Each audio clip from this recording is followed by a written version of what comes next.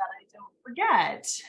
There we go. We're still about a minute away from kicking off. Oh, it just turned over to 1 o'clock. So 1 o'clock for me. I know I have artists tuning in from all over the world, and I just want to welcome you here today. We're going to do a little bit of housekeeping. I was rambling a bit before we actually hit time, but I'll do that again. First of all, just do make sure that your microphone is muted. I know there's nothing more embarrassing than realizing your mic was on and your dog was barking and you were, talking to a friend about some other friend, and oops, that shouldn't have been on audio. Or maybe just just background noise that can be very distracting for me as I teach. So do try to stay muted as I'm teaching. Do pop your questions into the chat. You should see a little speech bubble either at the bottom of your screen, or for some of you, if you're on an iPad, it's in the top corner. You might see 3 little dots, and if you click on that, that'll give you some options for how you can interact during the lesson. We are painting a dramatic cloud today, and I am making no promises that today's cloud is going to be the best cloud I've ever painted. I just don't know, because this is a bit of an unpredictable subject, but it's an amazing subject for developing your skills, developing your ability to paint wet and wet, to work with edges, to create form, to create dramatic light. There's just a lot that you can do.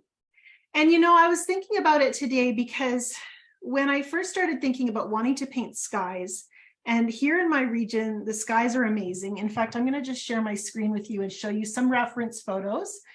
Some of these are actually I think most of these are going to be in your resources on the student page. So do plan to log into the course content at learn.angelafehr.com if you haven't already, and take a look at the reference photos that are there for you. This one, some of these big thunderheads in our region are amazing. We have a lot of farmland, so you've got these rolling flat-ish fields, and then these little lines of trees that kind of separate the land and give us some lines to follow and create perspective. But when those big thunderheads come rolling in, I mean, they're just so immense and towering and majestic. And someone told me that they actually weigh like tons and tons, that mass of water moisture. And so then you've got that just mind-blowing thought that's all suspended over your head. When I took this photograph, it was actually a little disappointing because the complete photo was actually larger. There was more in the photo, and so that thunderhead looked quite far away. And so by cropping, I was able to get in really close and see really the part that captivated me from my car, I think, as I was driving and wanted to take a photo of that amazing sky. Here's the original. And yeah, you can see it's a long ways away. Actually, I wasn't in my car. I was standing beside my parents' house. That's their home there. And directly underneath the cloud bank, you can't see it in this photo, but you can kind of see a little black dot, are the red-winged blackbirds. And I love their song in the spring. So there's all kinds of memory that comes with these paint photos as well. But it was really the need to crop that was going to give me the majestic, massive focal point cloud that we're going to be painting today. I am going to be talking about value, about color theory, about creating shape and form. And I want to emphasize that I'm not dogmatic about any of this.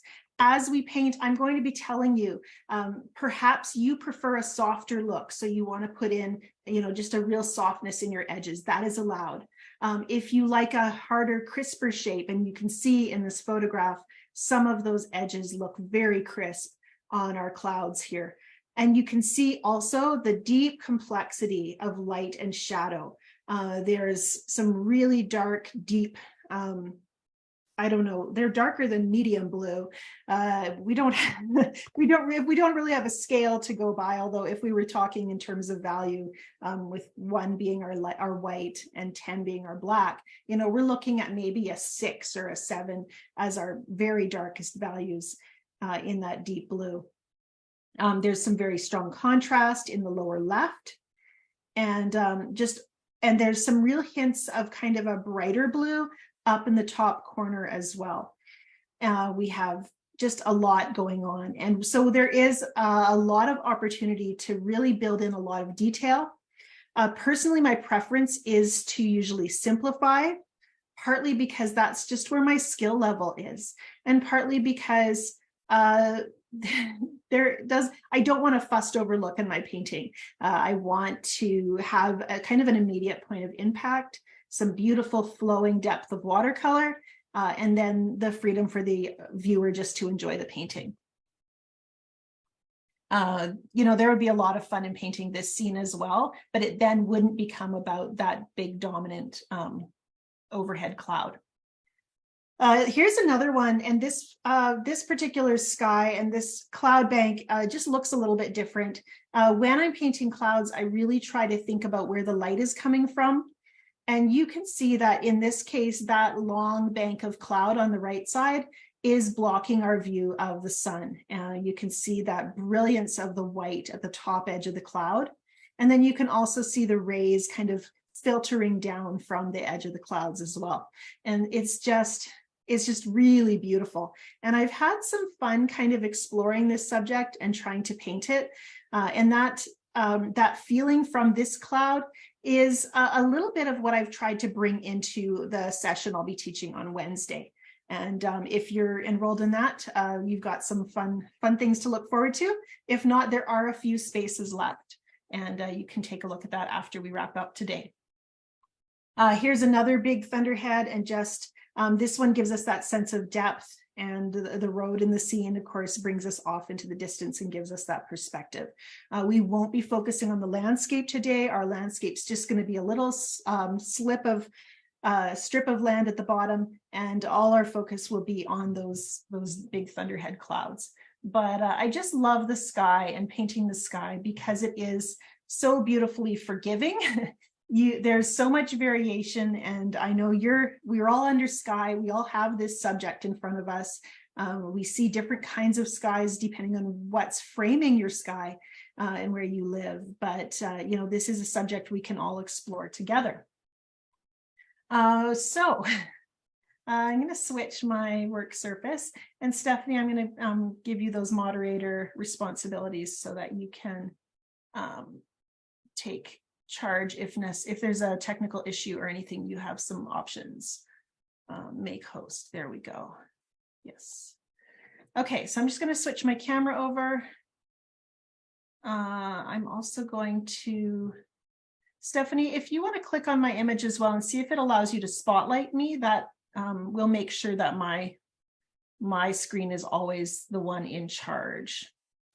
And then I'll just switch over so we can take a look at what's on the agenda for painting today. And back to Zoom. There we go. Okay, so this actually really delighted me when I painted our sample painting earlier in the month. It's that little rainbow of light that comes down that just brought a little bit more to the scene than the demonstration versions that I had been playing with prior to that. I started out just doing some little thumbnail sketches, trying to get a feel for this subject. Let's see if I have any more here to show you. Oh, maybe that's it. There was one more, but it seems to have vanished on me. But I really wasn't very happy with these initial first versions. This one had two separate chunks to it. It didn't feel like it had that one single focal point going on, and so that didn't give us that pop of drama. This one had that. So in this one, I was able to make a little bit of an edit and try to connect all of my light shapes. I also really wanted to work with those deep blues, and I exaggerated my dark blues a little bit more here with using indigo. We are going to be talking about blues for this painting as well, just the different kinds of blues you can choose. You should be able to, yeah, Stephanie, were you able to spotlight me? I see a couple questions about having me on full screen. One thing you can do is up in your top corner, you should have a button that says view. Click on that and make sure it gives you the ability to see me full screen. Okay, so I'm looking at this version then is where things kind of started to come together, and I'm really much happier with this. If we look back at the reference photo, and you have that in your course curriculum. Yeah, Stephanie says it's called Speaker View. Take a look and track that down. In the course curriculum, you'll see that really we have this lovely long illuminated cloud where the light is bouncing off that cloud, and then we have the deeper shadows mostly fall here, and we do have some here too. I did not exaggerate all my edges in quite the same way as my photo, and I try to remember that my photo is the jumping off point. So when I'm developing a subject, I want to have the freedom to work within what the painting is telling me it wants, but also to work within my own kind of skill level. The ability to just focus on what I'm capable of and not push too hard. And it's interesting to me as well, because when I started this subject, I've been painting skies for many years, and I felt very happy about my ability to paint skies. But when I started developing these paintings for our class today, I realized that I had more things to offer my skies than what I thought I had in the past. Taking the time here to focus on skies meant that I could build on top of the simpler skies that I've been painting. I've actually felt like most of the skies in my landscape paintings have been very quick, a minimum of kind of details, and then so then I can focus on building out detail in the landscape. And so most of my landscapes are focused on painting the actual landscape rather than the sky. And so I have been now learning to that when I start to focus on painting skies exclusively, I have more tools that I can bring than I had been bringing in the past with just painting a quick, simple sky. And so this has been a lot of fun for me. And this one especially kind of was informed by this painting. I had painted this version, and this one feels very kind of natural, a lot of traditional watercolor technique happening here. In this one, I really brought the drama, and I also brought the crayons, and I have these Lyra Aquacolor crayons that I brought today, and you'll see those in your resource list. I've linked up to what those details are in case you're interested in trying them out yourself. And so then I was able to play with some line and just drawing with a bit of a sketchy feel right on top of the wet painting. And that was a lot of fun as well. So I've noticed when I'm developing a subject like this, I tend to start out a little bit timid. My brush strokes are fussier. And as I work inside of this subject, I become better able to simplify and better able to be bold. And so I would really encourage you to just kind of trust the process and give yourself time to explore, a subject like this so that you can kind of find your feel for it and really get to know what works for you.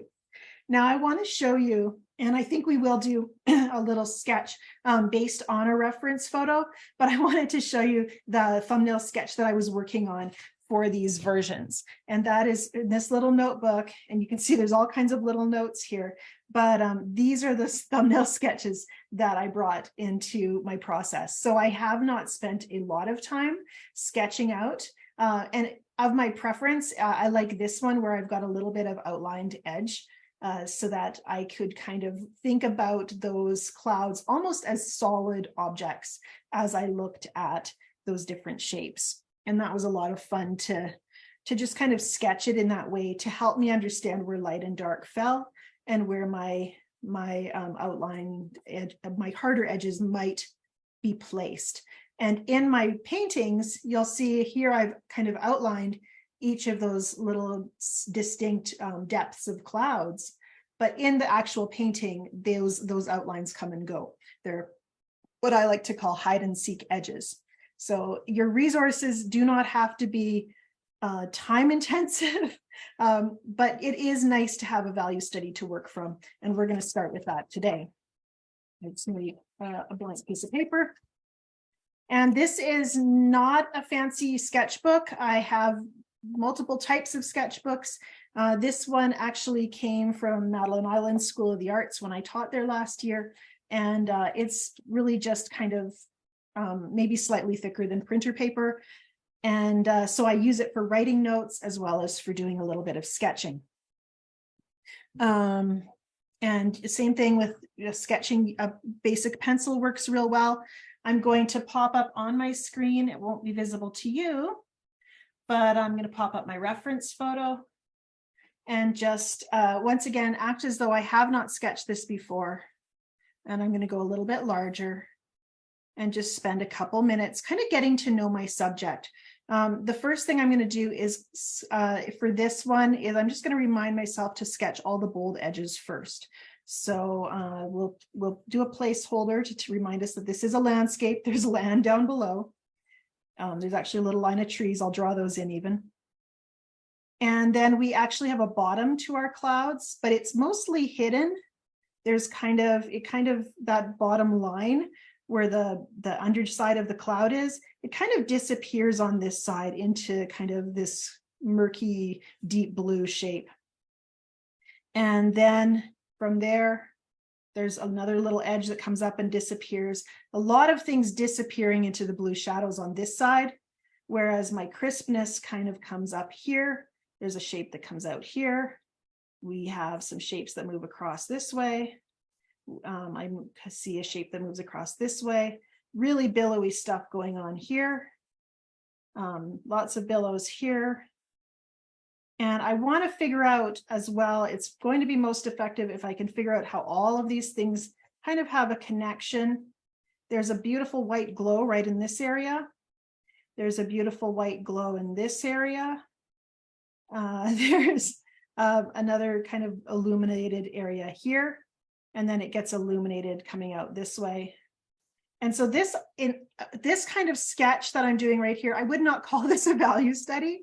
And I think if I were to ask you, and if I were to ask myself, what does this feel like?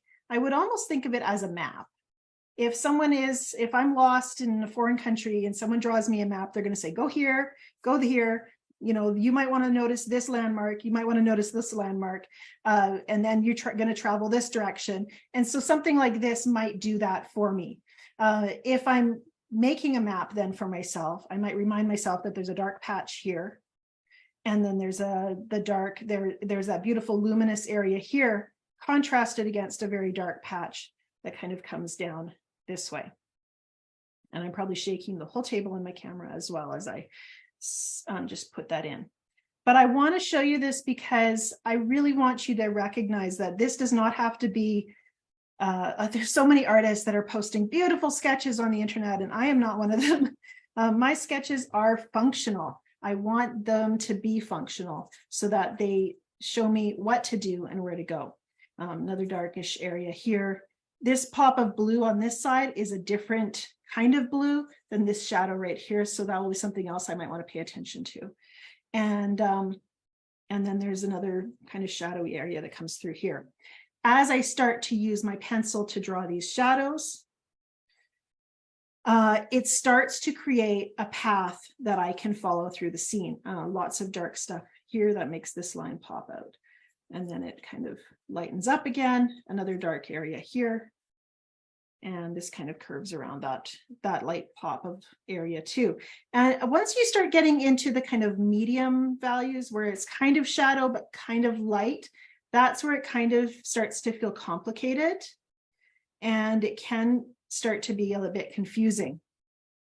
Right now is a really good time to stop and think about where the sun is coming from.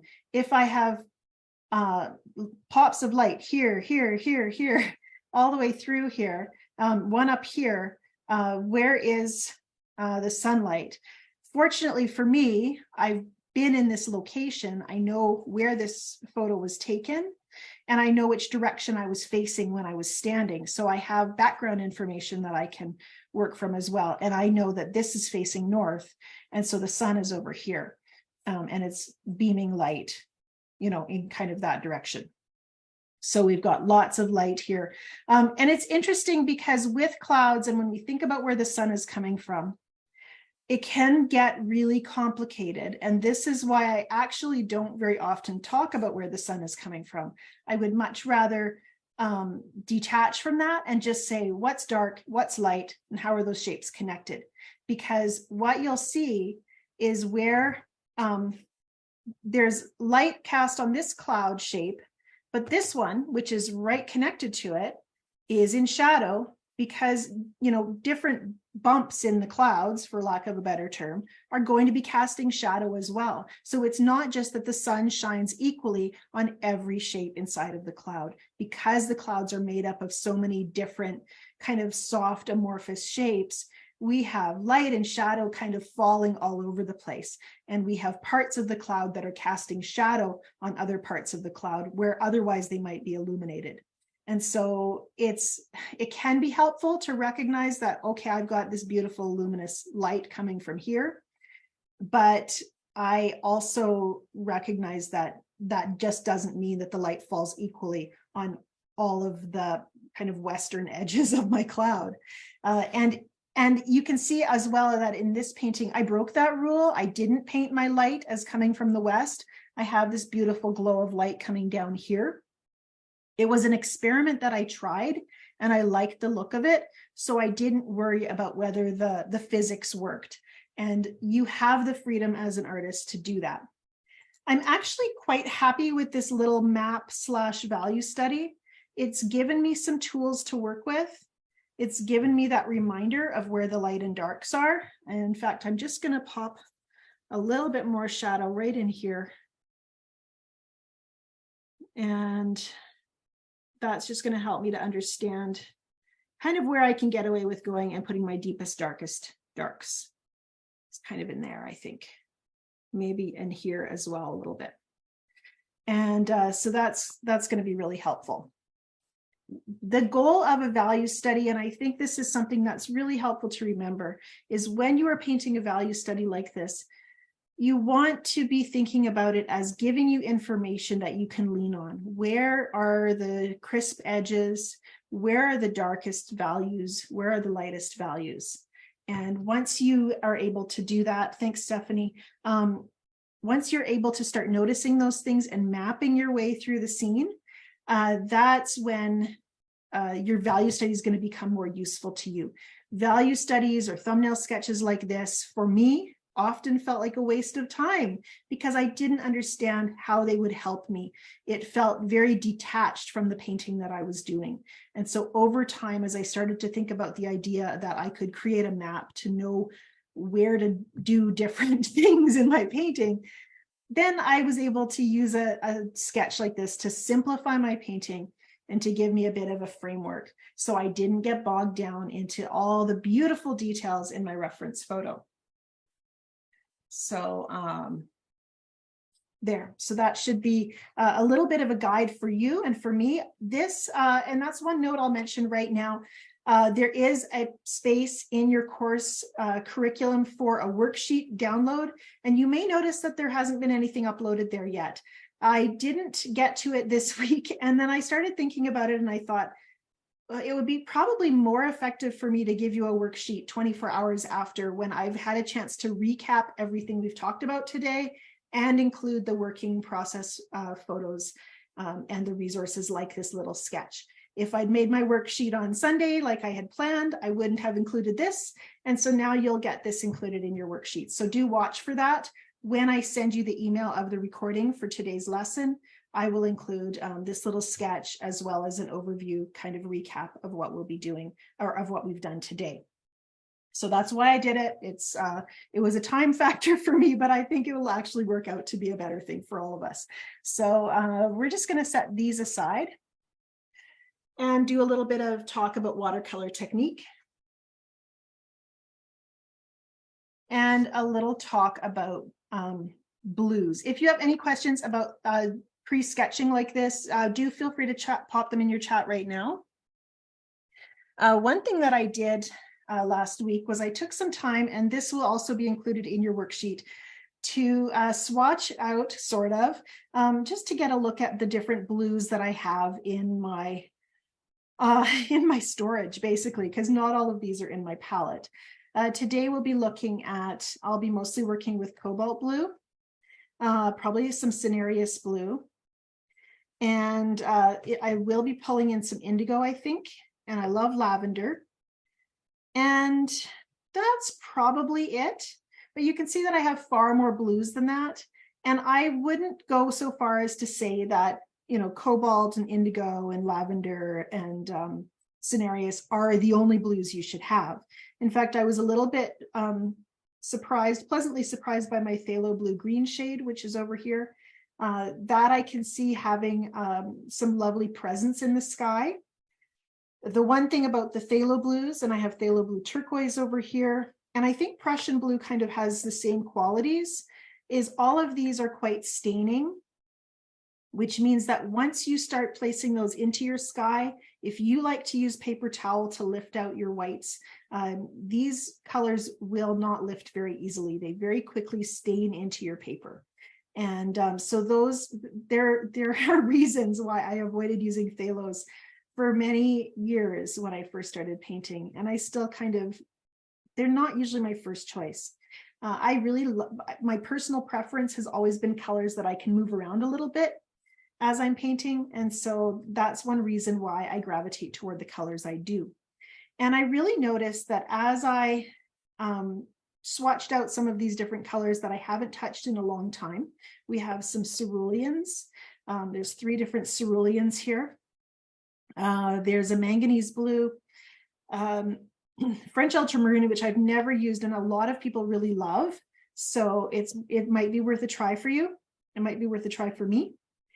But one thing I noticed was that these colors, manganese blue and the different ceruleans, even as I did these little swatches, they just didn't feel comfortable to me. This cerulean kind of came out a little bit gluey and gritty, so it didn't have this soft, smooth flow that I liked, and it's a little bit granular even here in this wash. And this one has a lot of granulation as well. This one is a little bit nicer, cerulean blue chromium, but we just have, you know, the feeling of paint and how it moves on my brush. Manganese blue watermarks quite a lot, and it's quite transparent. And so that's one reason that it just hasn't been a favorite for me. I don't have a comfortable way of working with it. And so I know that about myself. And so I tend to go with the colors I'm most comfortable with. I really don't have a lot of comment about most of these hues. The Schmincke Delft blue is really beautiful. And I could see that being a fun substitute for maybe an indigo, just because it has a kind of more, this indigo almost feels like it has black in it, this one from Daniel Smith.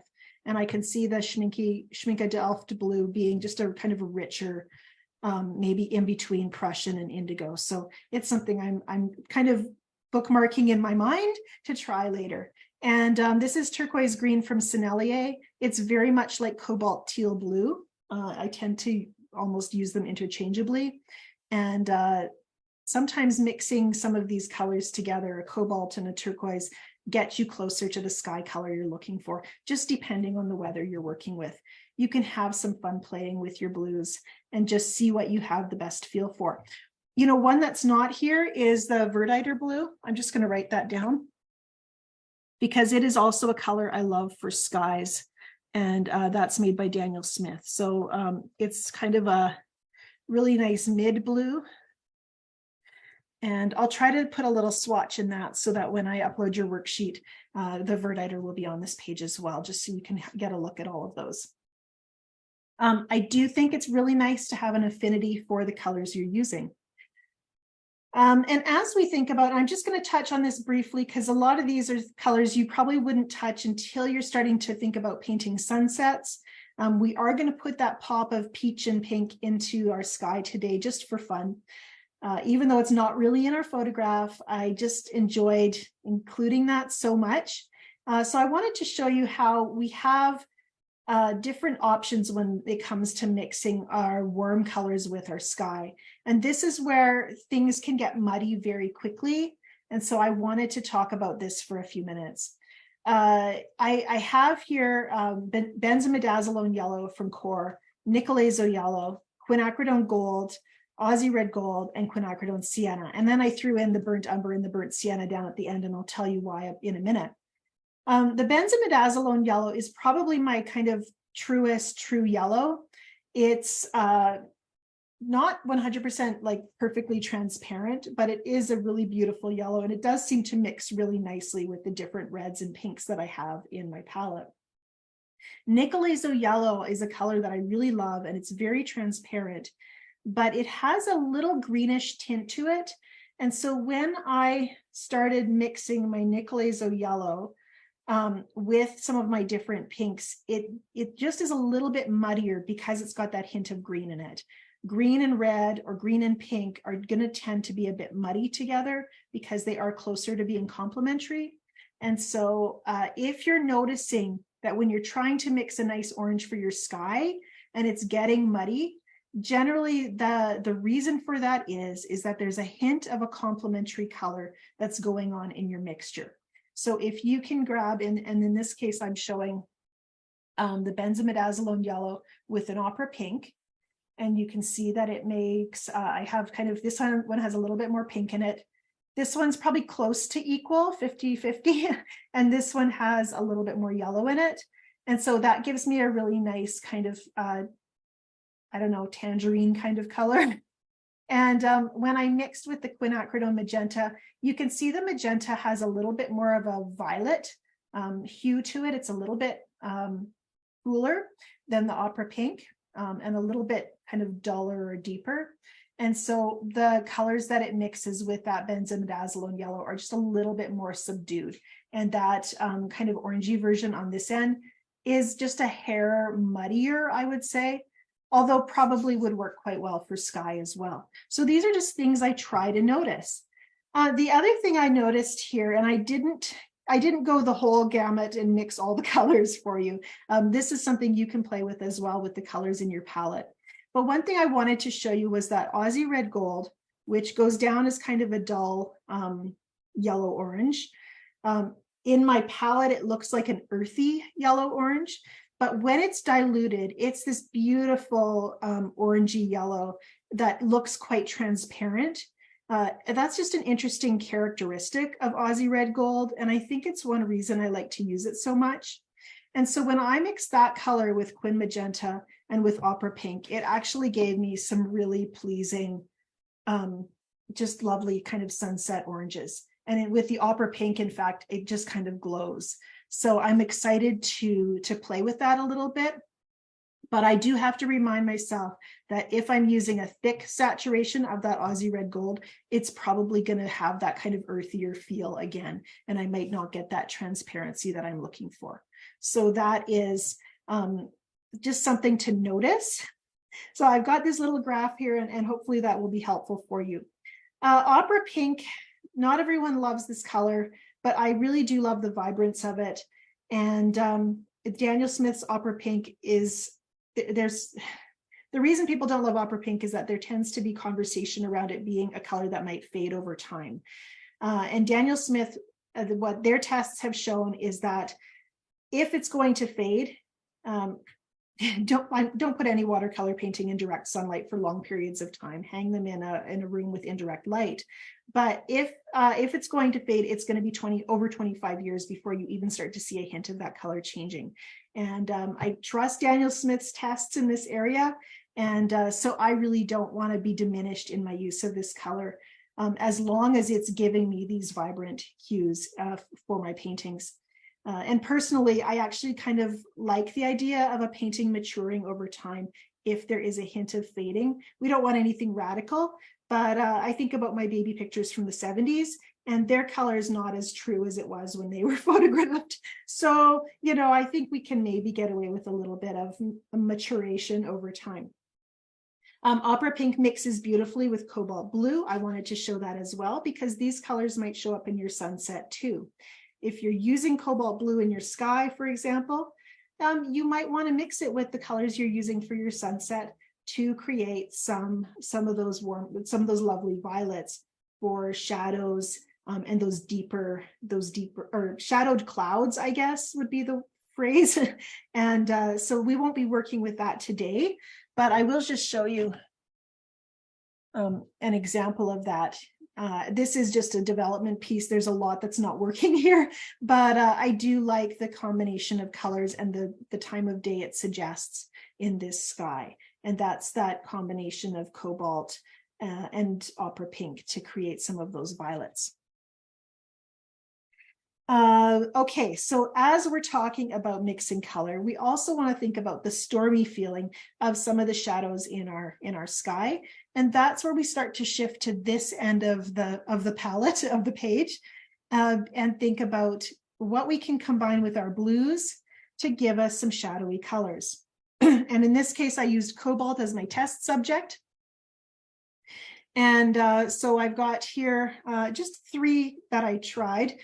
First of all, when we think about making our cobalt maybe a bit murkier, a little bit grayer to be a kind of shadowy sky color, we want to think about kind of dulling down the blue. So there is a time for a duller color, maybe not when we're mixing yellow and pink, but certainly when we think about our brilliant blues and how to make them a stormier feeling. And so I can, as you can see, I can get some really lovely violets by mixing my cobalt with my opera pink and some deep violets. But to me, that doesn't feel stormy, that feels sunset. So I want to mix my cobalt with something that will help it feel a little stormier. And to do that, I want to mix my cobalt blue with something that is a complement. So that's where I start to look at my orangey colors. I have here a quinacridone sienna. We're going to, and you can see the combination they create down here. I'll get a little closer in a second. And quinacridone sienna is kind of a burnt orange. So it's a little closer to red than it would be to a true orange. And so that means the hint of red in there gives me almost a violet gray that is really quite beautiful. And this one at the top, it's probably so subtle you can't even tell, but this one at the top has just a hint more quin sienna in it, and this one has a hint more cobalt. So that one is kind of a blue gray. This one's just a little bit more brownish. But when you start thinking about mixing cobalt or any blue with your oranges with a complementary color, you might find that it starts to look a little bit greenish. And that means you're probably mixing with an orange that has a bit more yellow in it than that blue likes. And so you can see here where I've mixed cobalt and Aussie red gold. Because Aussie red gold is a yellow orange, we get a greenish tint to our neutral that we're mixing here. That is not going to work for a sky. Maybe if I'm painting a tornado, some say that they are greenish. I haven't seen one, fortunately, but maybe we do get some greens in the skies, and there might be a place for this. This is a beautiful color to use for some of those lovely greens in nature. But for our sky, I'm going to want a more reddish orange, or at least a true orange.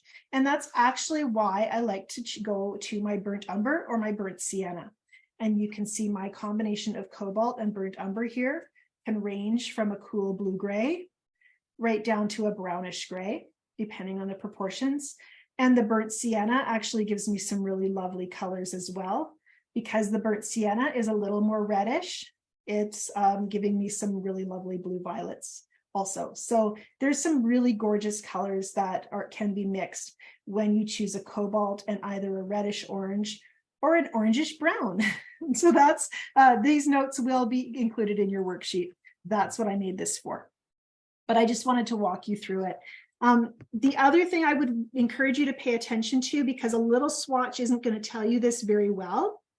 Some of these colors do show that they watermark quite easily, just by sweeping that color and diluting it. You can see that the wetter part kind of wanted to push against the thicker pigment, and so we have an ability to strongly watermark. Those are things I want to make mental notes of so that I can be mindful of that as I'm painting. But sometimes when you're mixing a color like a blue and an orange, what you'll also notice is that if you have a puddle of those colors in your palette, as they start to dry, they separate. And I used to have, it's in my travel palette, which is in the house. I have a little puddle of like a turquoise that I mixed with an orange. And they, as they've dried, you can see the separate particles of turquoise and orange in the puddle. It looks like a swirl of two separate colors as it's dried.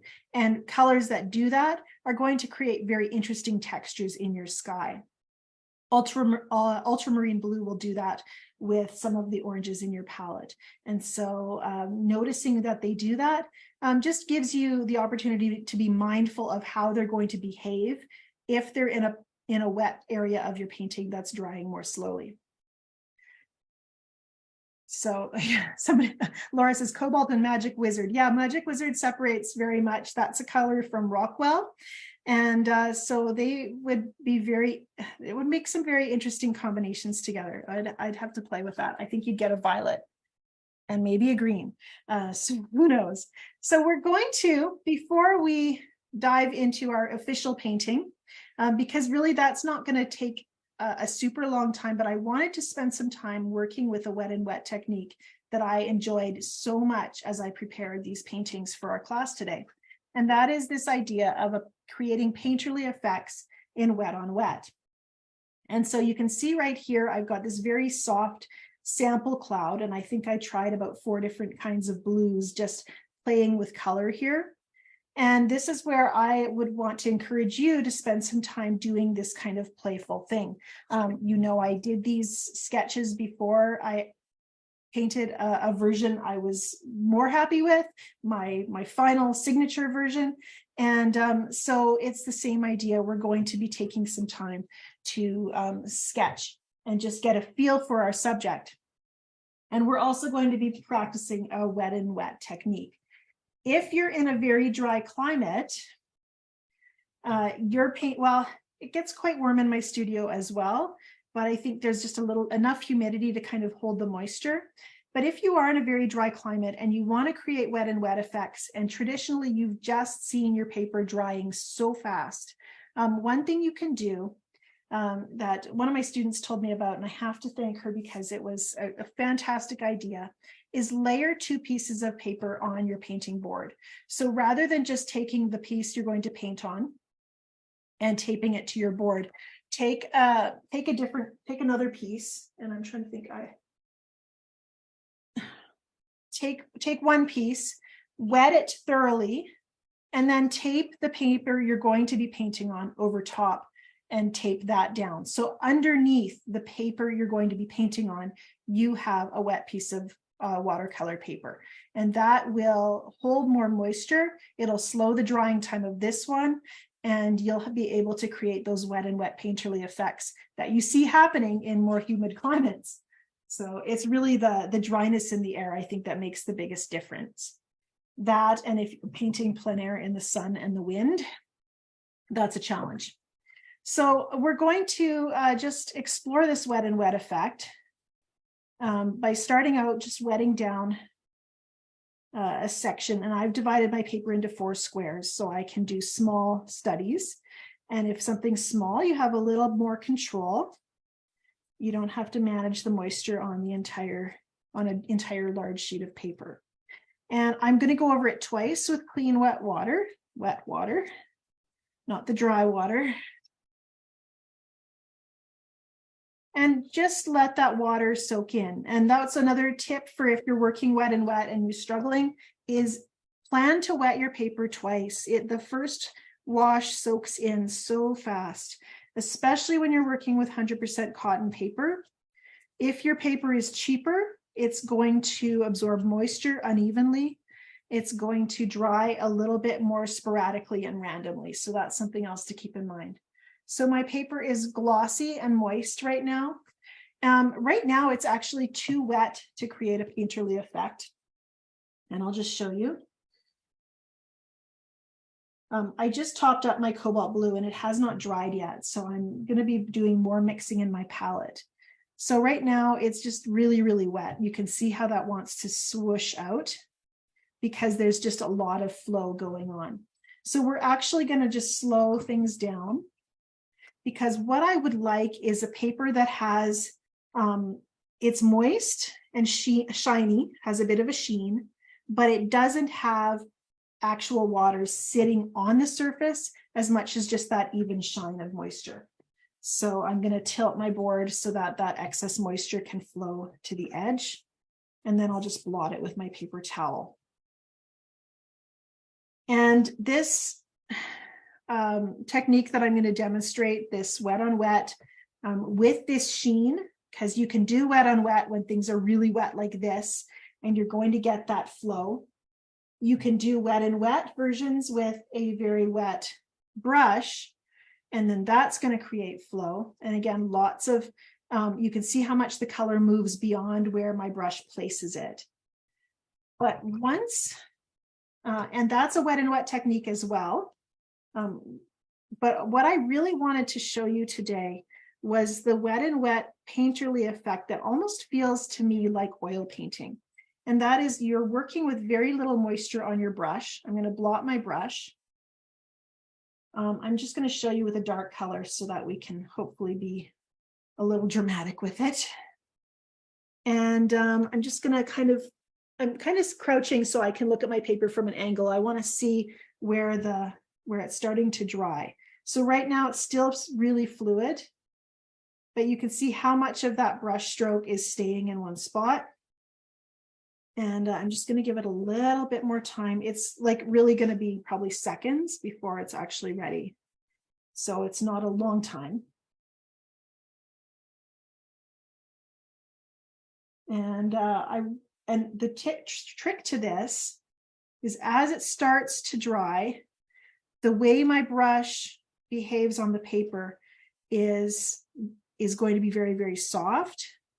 But you can see there's not a lot of flow starting to radiate out from the paper. So I'm now getting a very soft edge. And I'm going to rinse my brush. But not a lot of that radiating movement. And I like this because it gives me the opportunity to work with a drier brush. I'm just going to swish it in my puddle here and just grab two colors together. I'm actually going to blot it lightly.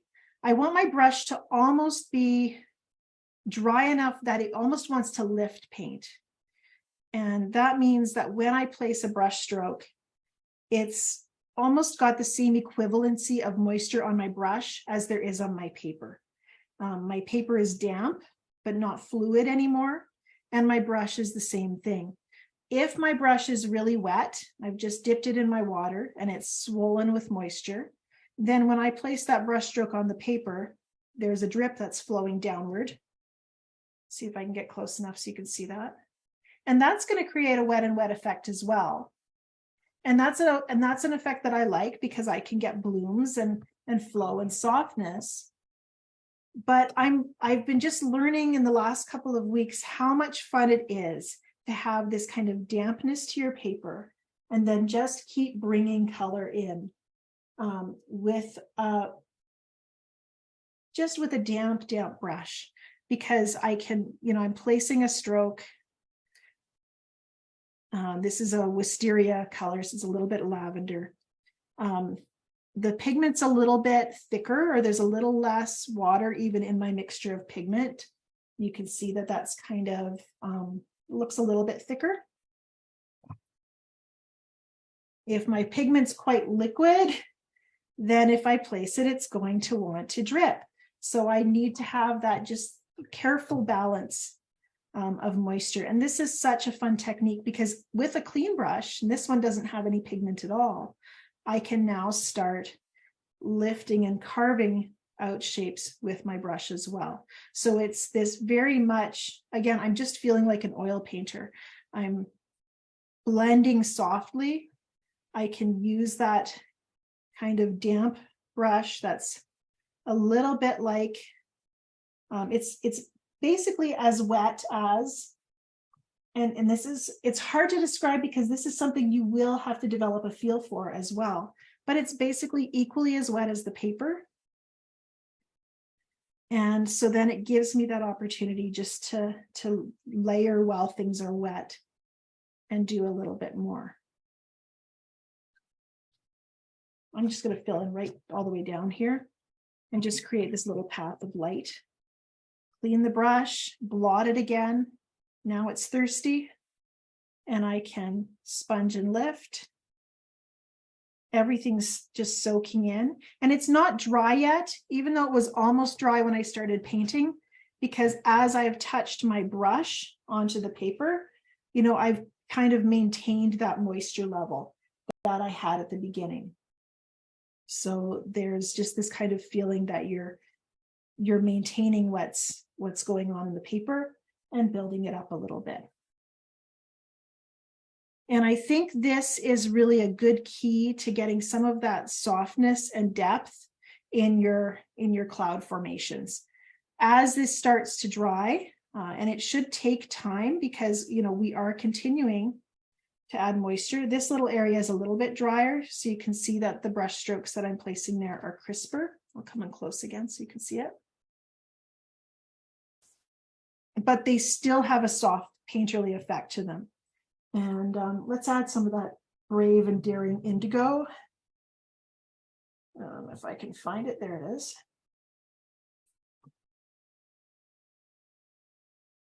And again, just kind of gauging the moisture level. So it's mostly dry, but there's enough pigment on my brush to release onto the paper. And again, we're just building up, and look at how that just added some depth as I place those strokes. And because the paper is a little bit moist, we have a softness that I don't want to lose at this stage. You know, I want to have the softness in my clouds. I just placed those 2 dark strokes right there. And with a clean brush, again, blotted, I can now kind of soften them and blend them out, move them around a little bit. And then finally, I mentioned it already once, with a wet brush, I can drop, in fact, I'll even spatter so we can be really dramatic about it. I can have a wet brush and it will bring moisture that will create those edges. And that's a little bit unpredictable, but it can be a really nice way to kind of bring some of that thunderhead feeling into your painting. So this is I would say this is kind of a warm-up exercise. When you're wanting to paint clouds, start here. Look how pretty that is. It's just, in fact, the wisteria is so pretty. Let's see if we can't put a little bit more in down on this edge. It's just got that lovely kind of pinky lavender color to it. And then I'll just soften with that thirsty brush again. So it's paying attention to how wet your brush is and kind of trying to equalize it to what's happening on the paper. And so have fun with that. Let that be maybe something that you do to warm yourself up before you start painting skies. Do it as a warm-up for a while, because this knowledge of the fact that your paper can be, I used to call this stage of wetness the point of no return, because it was so easy to create these watermarks when you're trying to correct something. But once you know that you can work with some of these beautiful, with this nearly dry brush and create, let's just be really bold, some of these painterly effects, you're going to feel like an oil painter, and it's going to be a lot of fun. And yeah, see, like, wow, boom. So that softness, that slowness of movement, it comes from the paper being nearly dry and really, really gorgeous. So yeah, I like that one better than that one. I think the drama always gets me excited, and I have to remember that about myself, because when we don't want to get something wrong, we tend to be fairly timid. And then you add that brave, dramatic thing in, and you're like, what was I so afraid of? I should have been doing that all along. So yeah. Okay, so we're going to just swoosh over to a bigger piece of paper. And I've structured our time so that we should have time to paint our subject. At this point, we're going to review the sketch. This is always, I'm just walking you through what I do myself, that reminder to be brave, the reminder of what my goals are, and just the enjoyment of the beauty of watercolor. And if this one feels like it's not going super well, or if I think of another alternative technique I want to show you, my plan is to have time for both of those things. So yeah, I have just a comment here. Loving this. I'm not painting now. I'm just listening and watching. I don't want to miss anything. I'll try these techniques when I receive the recording. Please feel free to do that, especially if you notice that your body's getting a little tense trying to keep up with me. This is a lot of information. You can break it down into chunks or take your time, and coming back and watching it again will be really helpful. I hate to think of somebody just frantically trying to keep up and feeling like you've got to get it now, or you're just not going to get it, because that's not the case at all. So we're coming back to what are we working on today? I'm going to put this kind of up in front of me, and I'm actually going to choose to be guided a little bit more by this painting and by this sketch than I am by the reference photo. So right now I'm just looking it over. We have in this painting a beautiful path of light. My brightest pops of white paper are all here. And that is something I want to emphasize is that you cannot get brighter in watercolor than the white of your paper. There is no paint you can add. And I mean, there are fluorescent colors out there, I understand that. But if you're talking about a light value, there is nothing lighter than the white of your paper that you can bring to your painting. That means that when you look at an artist who has a painting where you feel a sense of light so bright it almost hurts your eyes, you are looking at a masterful piece of work by someone who understands light and contrast, because they've managed to take the white of the paper, and it's not even the whitest white you can get. You know, if you're pulling out paint chips and looking at samples, you're going to find brighter whites than watercolor paper, which is usually a little bit off white. But it's how you use all the other colors and values at your disposal that give that sense of light. So we want to keep that in mind. For me, that also means that there is a sense of accident about this process, because I won't always get it right. I'm painting with a lot of fluidity, which means I don't have the freedom of precision. And for me, precision feels, it doesn't feel artistic, it doesn't feel free.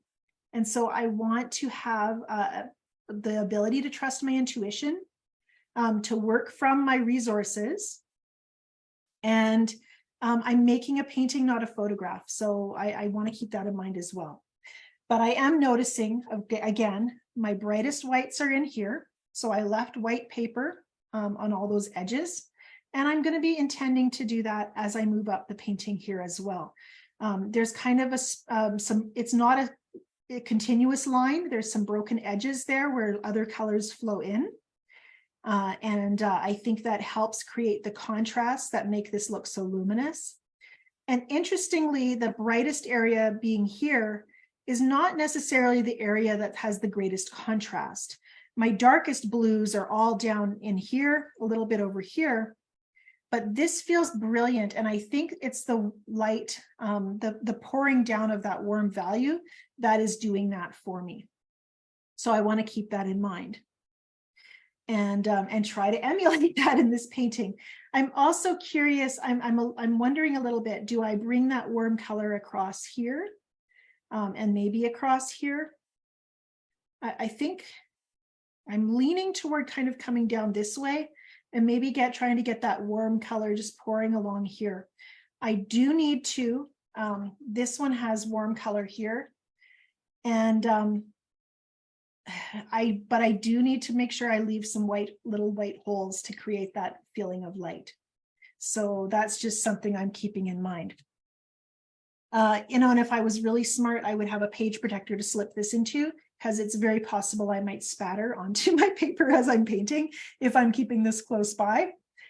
But since I'm using similar colors, I think it'll probably just add to the painting and it'll all be fine. It'll be fine. So we're going to, I never protect anything from spatter. So now you know, I'm not that careful. We just spent probably 15, 20 minutes exploring a wet on wet technique. And yet we're going to start with dry paper here. I want to start by intuitively creating those crisp edges that make this so luminous. I'm actually going to draw. I'm not going to draw right on this sketch because I want to give you, actually I can. I'm going to take a picture of it and then I can add it to your notes and then I can draw on top of it. So we'll have all the options. So right now I'm thinking about this edge here. And then this edge here being our light values, this edge here, and this edge here, and maybe that one.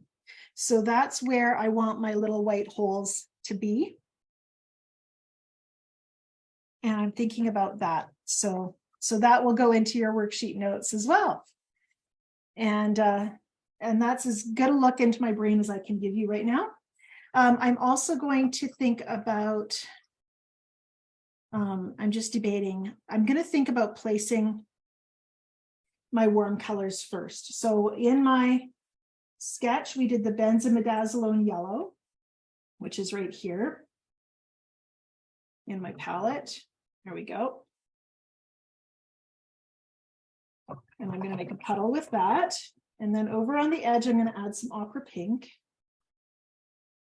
Just there. And that's a lot of pigment. There we go. And that's a lot of pigment. I don't want to use it that brilliant.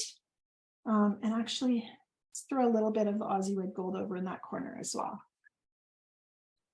But I really don't want to use that much pigment. I want to start with a diluted pigment. So I'm going to start with a really wet brush. And this is just my Princeton Long Round number 12. It's kind of the largest, I think it's the largest synthetic brush that I have. And we're going to bring that pink in this direction, just with the side of the brush. And this is the scary part. The first brush stroke is the scariest. And the first cut is the deepest. And then we're going to drop in some of that Benz yellow and throw that in. And I want it to be diluted enough so that it looks transparent. I want it to glow. And let's see here. We'll make a wet spot right here. We're going to let this be a cloud edge. We're going to let that be a cloud edge. And I'm just going to make a little wet spot for some of that color to flow inside of the cloud, because we want a little bump on the cloud to also be glowing with luminous light. And I'm making this up as I go along, because remember, this is not in my reference photo. This is coming from my painting, and I'm just going to see what it does. So now we have a lovely beginning shape, and now we're going to move over to our blues. And with the blue, again, I want to be careful. Combination of blue and yellow is going to make green. And so as I think about inviting blue, and this is cobalt, into my painting, I'm making a nice puddle that's fairly diluted. And I'm going to start over here. And I'm not going to stir those two colors together, at least not yet. Let's just get an initial kind of blue mood happening here.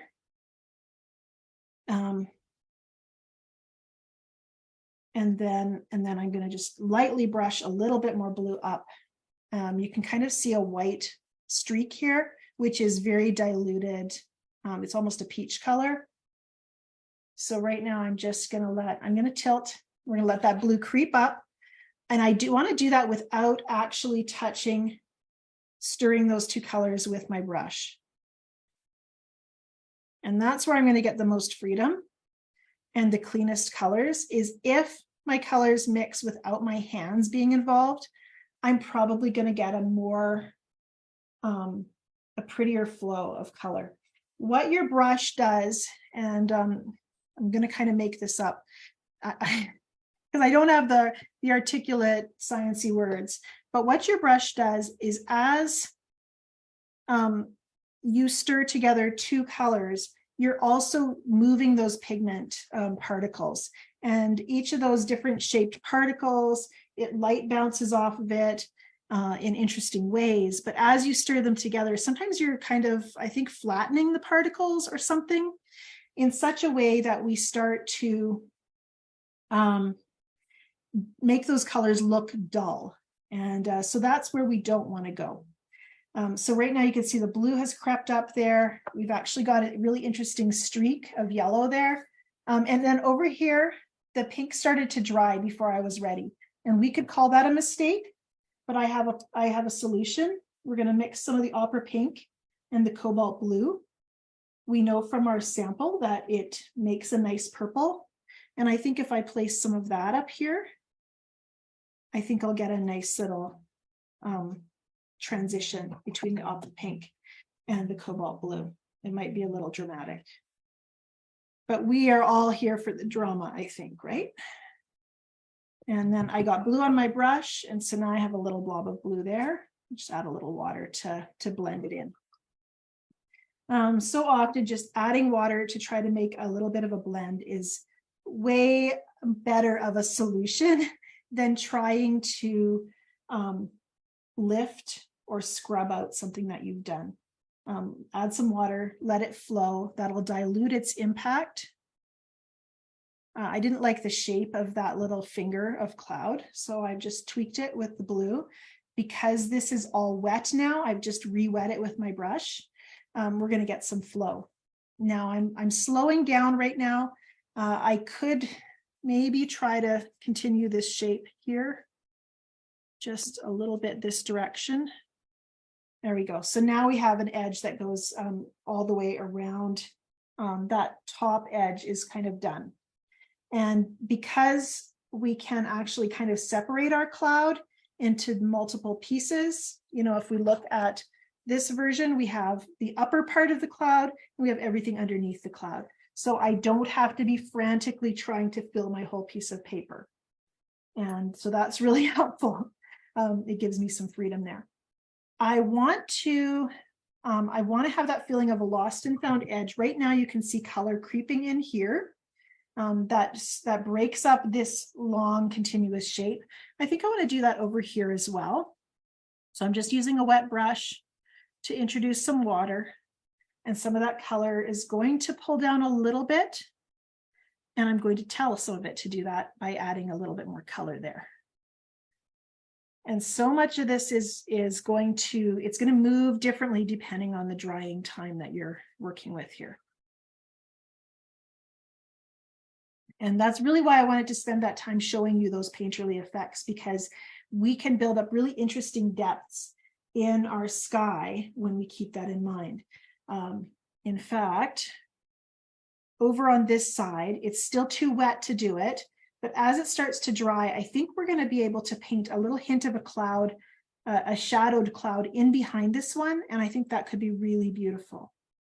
And I think we have the space to do it. One thing that I'm going to point out, actually, because I talked about blue and yellow making green, which you know, there actually is a hint of green right in this spot here, where the yellow and the blue have kind of flown together. And I kind of like it. It's not such an intrusive green that it's dominating the painting. It just kind of makes kind of a duller spot there. This color is just all blue right here, and I'm just throwing some water over top of it to create maybe a watermark. It's going to be a very delicate watermark because that color is quite translucent. And this color is slowly drying. I'm going to use some of the puddled blues in my palette because I have some indigo here already. I'm going to drop in a little bit of my purpley mixture, which is my opera pink and my cobalt blue. And the blues that I'm using, as I'm painting, they start to get mixed together. And that's really fun. I want to deepen this edge. That's going to really make this cloud pop. And then we're going to give that hint of maybe clouds in the background that are a bit darker.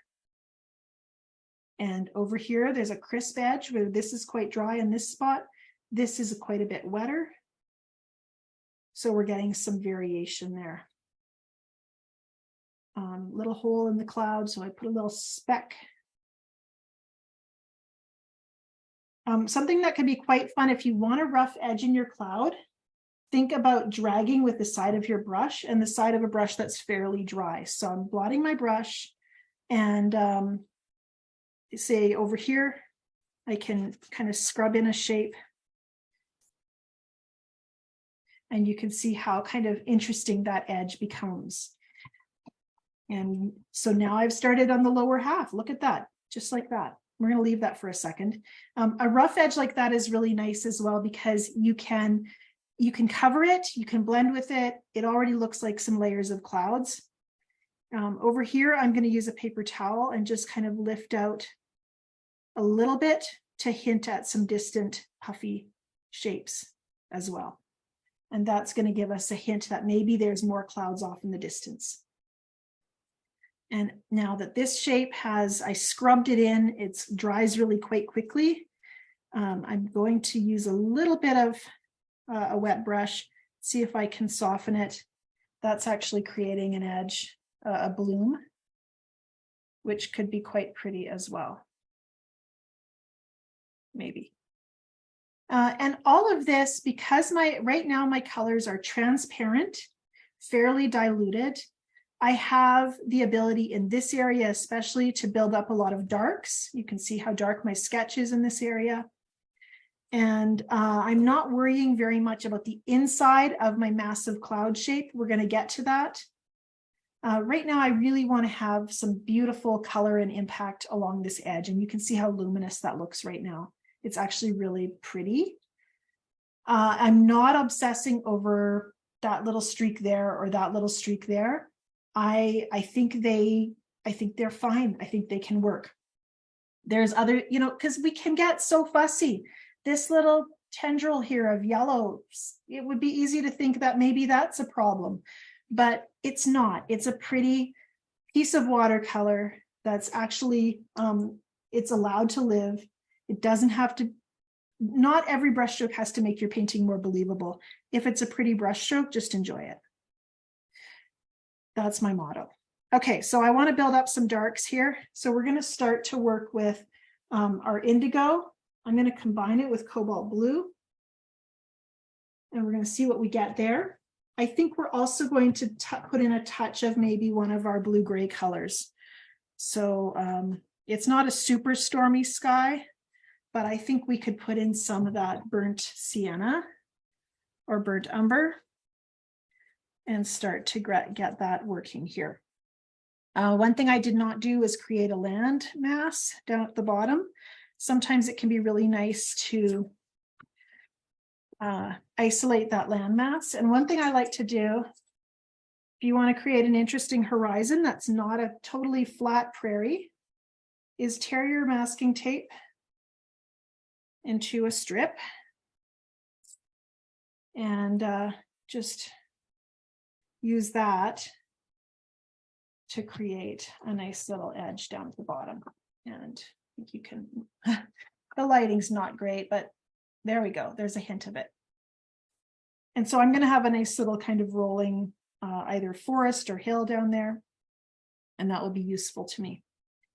And okay, so let's grab some of that burnt sienna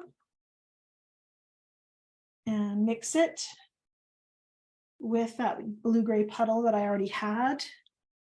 That's going to bring in some warm, it's actually going to warm up the blue that's already here.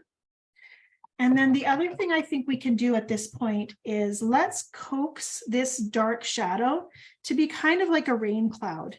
And so I'm going to do that by wetting my paper in this half. And so we know we have the bottom of our cloud is going to come across here. So I'm going to leave a dry space for that edge. And then we're just going to start adding some of our darks. And you can see how moist this is. As I touch that color, it really wants to flow and blend really softly. There's no rush. My darkest darks can be built up over time. I am going to pull a little bit of that color to create some cloud shadows. And I think, I feel like there's a disconnect between this side and this side, partly because there should be. It's very, very easy to have one kind of weather up in the sky directly above your head, and then off in the distance to see a totally different color, kind of color of weather. I think I'm going to use that from now on. It's a different color of weather. So but I do want to pull in some of the cobalt blue, this beautiful pure pop of cobalt blue. I'm going to try to pull some of that down into the painting in this spot. And there's a little bit of moist dampness in this area here. This is where we started, and it's still got some dampness to it. Good quality paper really helps with that. The paper I'm using today is Hanamula. It's their 9x12 watercolor block. And because I want this to feel like clouds, but not have a lot of light there, I want it to feel deep, like there's textured clouds, but not so,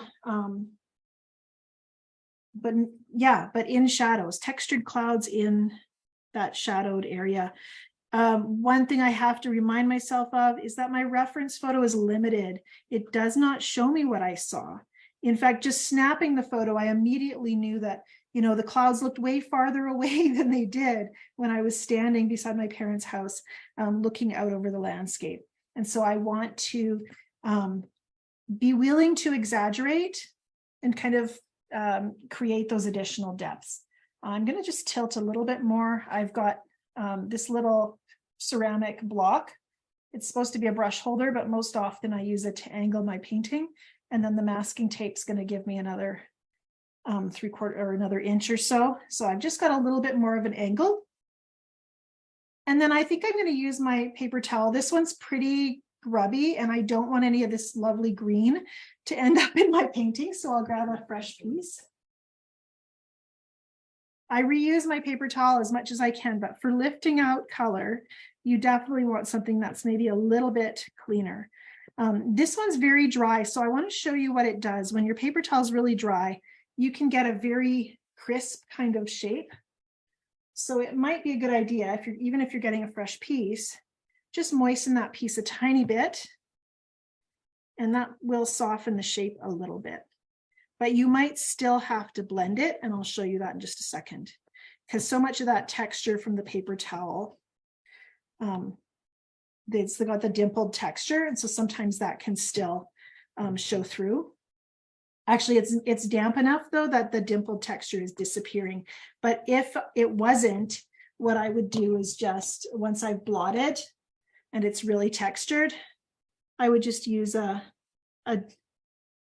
spongy brush, a thirsty brush, to kind of soften some of those marks and move them around. But you can see how much complexity just that delicate dabbing with the paper towel, what it did. We can build up some darks, after you've dabbed some color off, then we get to start playing with that idea of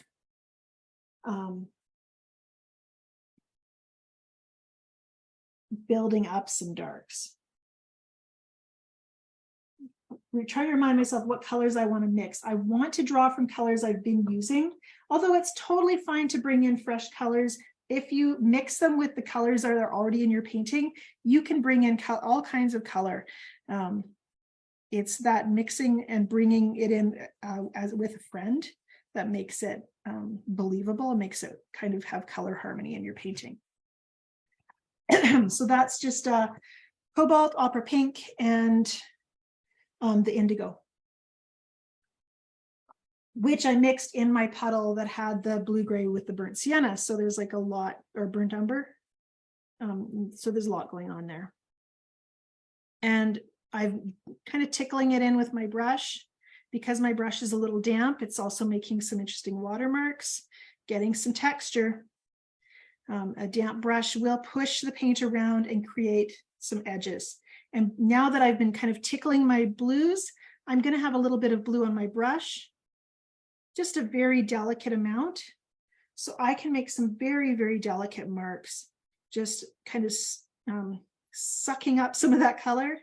And then I can carry it over here and start to maybe build up a little bit of shadow color.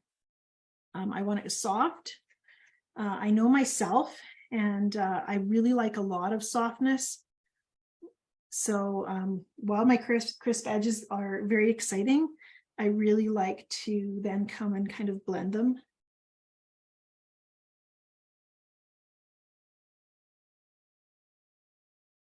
So I'm starting to work inside of my cloud. I'm going to come back to these darkest values, but inside of the cloud, we want to have those depths.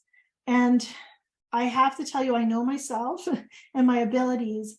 I know that I cannot paint as much and as rich depths as I'm seeing in my reference photo. There is so much going on in those layers of deep cloud shadows. And I don't know if it's my lack of patience or if it's just that I will, at some point, the color will get muddy, but I don't feel like I have that in my skill set. So this is where I want to simplify. And it's okay not to have something in your skill set. It feels weird to be saying that as your instructor, but if I didn't have something I had yet to learn, like what would be the point of continuing to paint? So there's always going to be something new. I kind of like just painting a little line there. I'll come close so you can see it in just a moment. But I'm just going to dance around a little bit with my brush and some very diluted color here. This is a huge wet puddle. I don't remember putting that much water in there, but somehow along the way it happened. Okay, so I want to show you that. Okay, so let's get a little bit closer. So look at this shape right here. Every piece of that shape is a crisp edge, and yet it's such diluted color. It's just a hint darker. And for some reason, I just mentioned that I really like soft edges. This one I want to keep, and I think I'm going to keep it.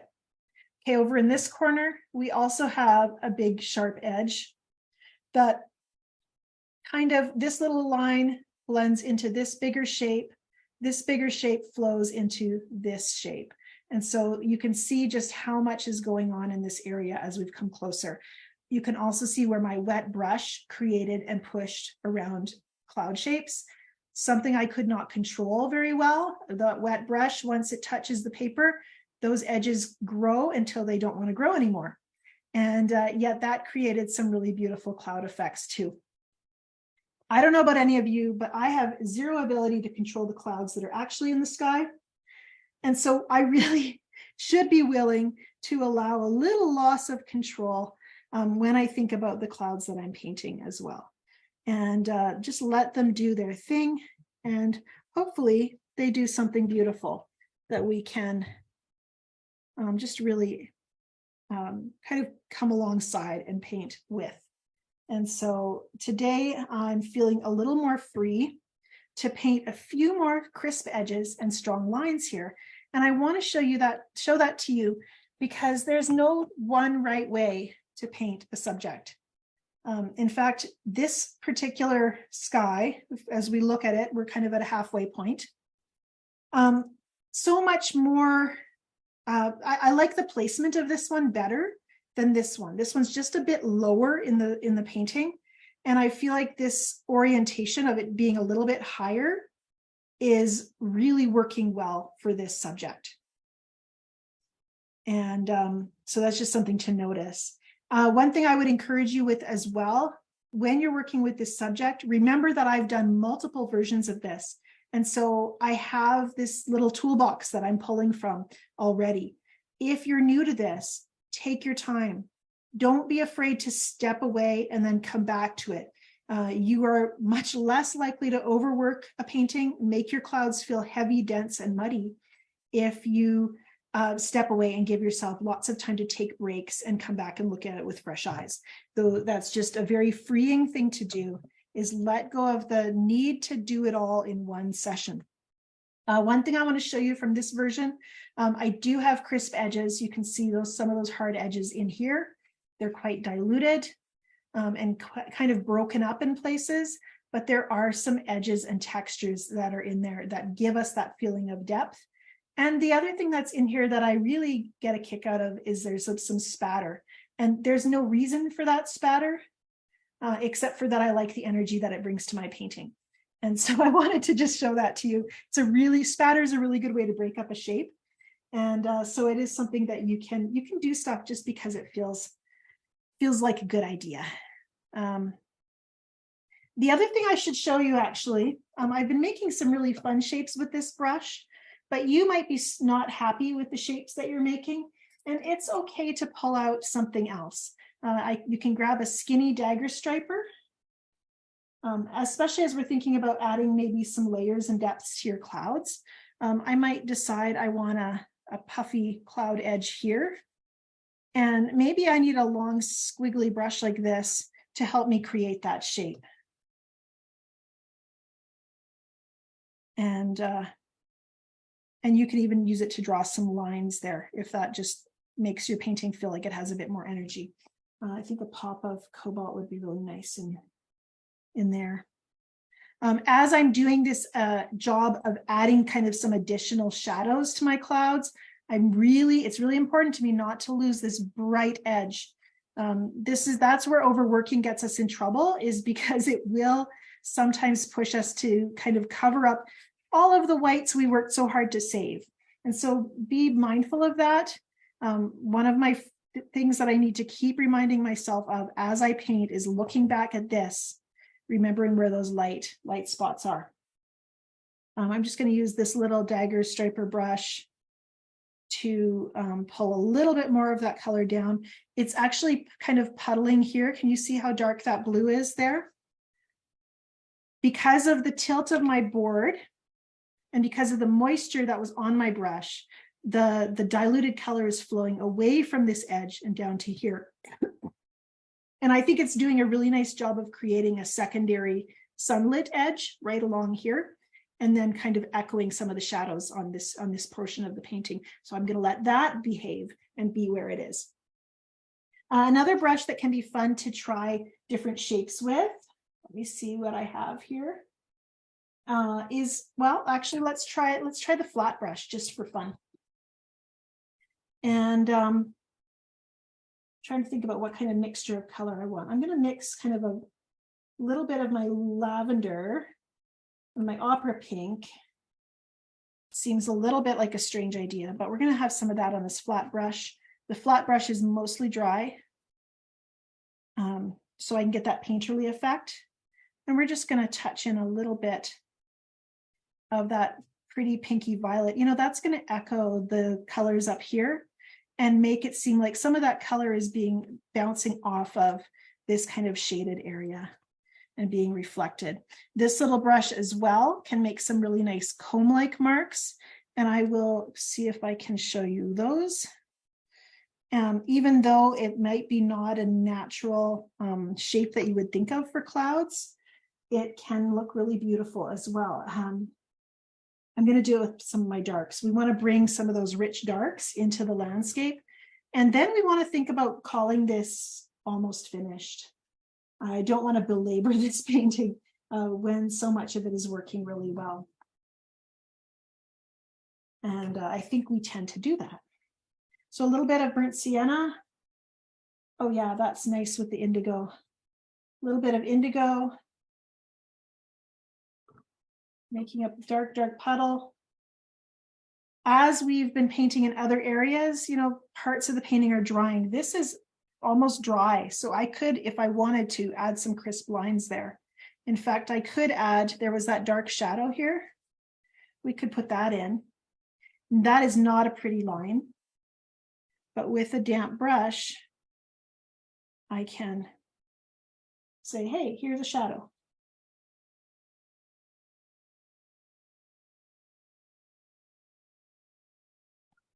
And I think even though it feels like a big clunky finger, it actually also kind of works for creating that feeling of light behind clouds.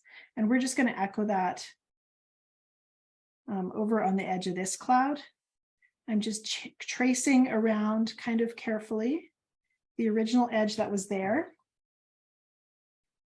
And then with a damp brush, because this is dry, I can layer over top of it without worrying too much about watermarks.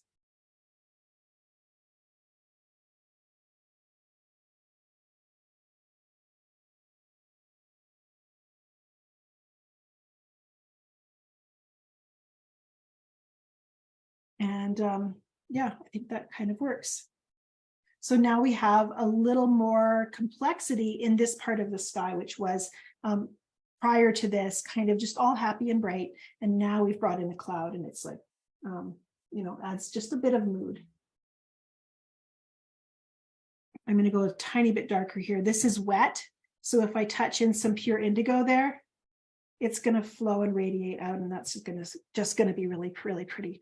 And because that is so pretty there, it gives me courage to bring some of that radiant indigo into this part of my painting.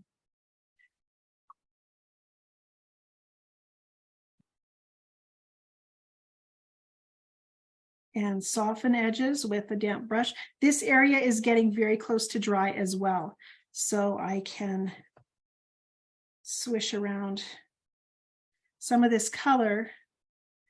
This area is damp, so if I touch my damp brush to it, I can actually unite some of these shapes here, and that's not a bad thing. That will make the painting feel connected.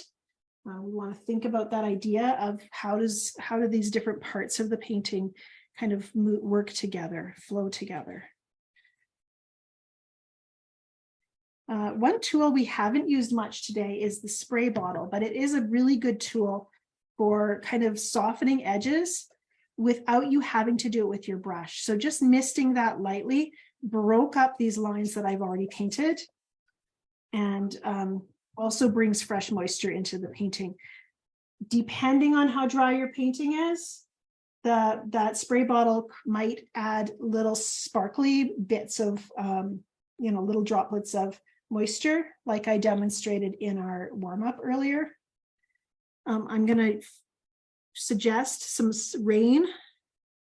Just by pulling brush strokes down at an angle, we can suggest a little wind and rain.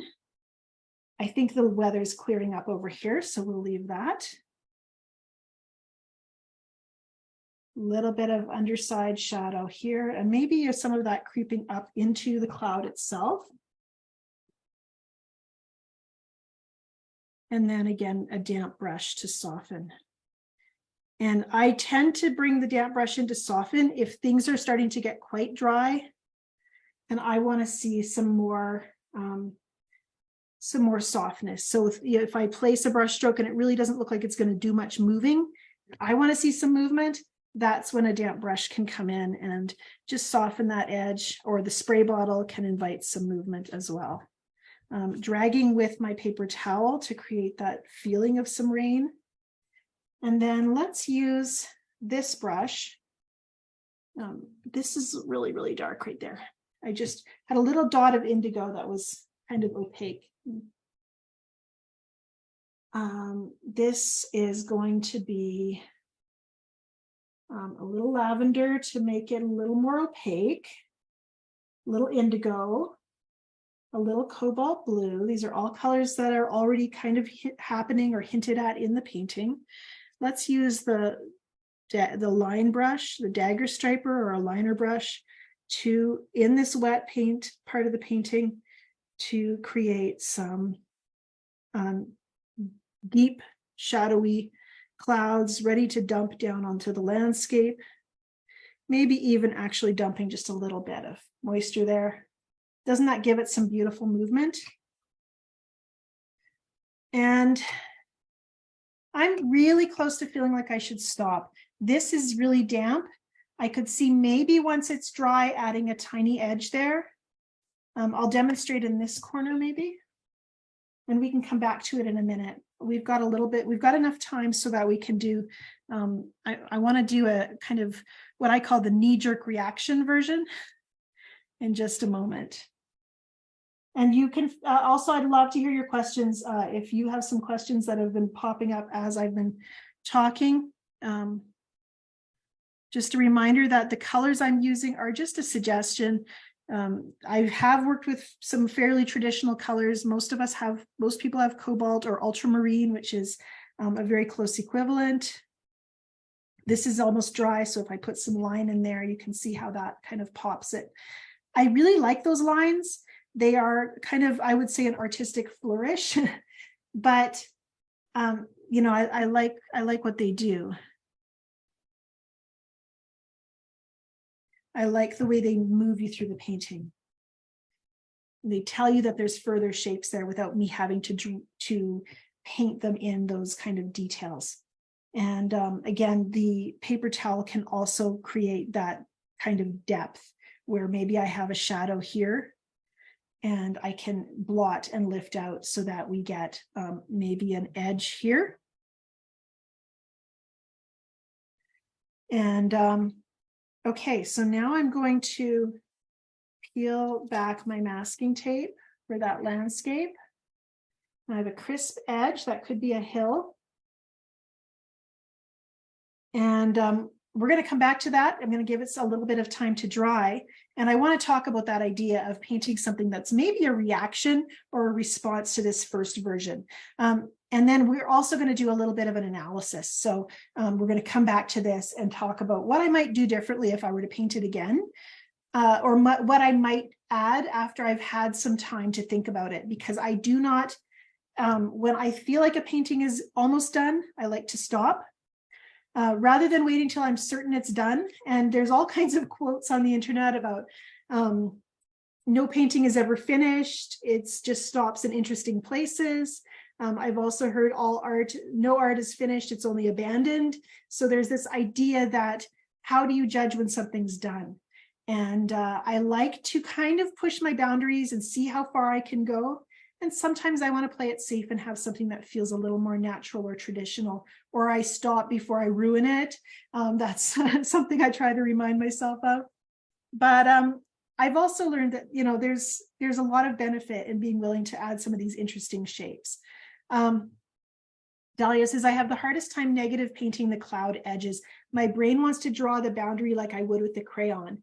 And that fight in my mind leaves the edges of my clouds looking very stiff and less ethereal and soft and fluffy. Dahlia, I wonder about challenging yourself to use the edge of your brush to create those cloud edges. So if you were to say to yourself, okay, I'm going to use a really, really soft brush that doesn't hold a good point, or I absolutely insist that when you paint those cloud edges, you squash your brush down and you drag it along where the edge of the cloud should be. This isn't good paper, so that's not a good example. But that kind of rule, just giving yourself a little rule that says, I refuse to use my paintbrush like a pencil. I'm going to squash it down on the paper and drag through those shapes. That can be a really good challenge for yourself. And that's also something you can explore in those little warm-ups like we did with the wet and wet technique. So that would be one way to work with that. I have a hard time, to tell you the truth. The hard thing for me is, how do I have crisp edges and create a soft, fluffy cloud?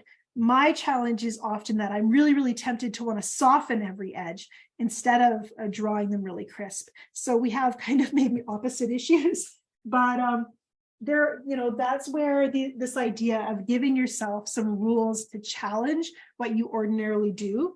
Give yourself a place to say, I'm going to paint what I'm comfortable with in the way I'm comfortable, but I'm also going to say next time, or in this space, I'm going to give myself a rule that says you have to do it this way for this version.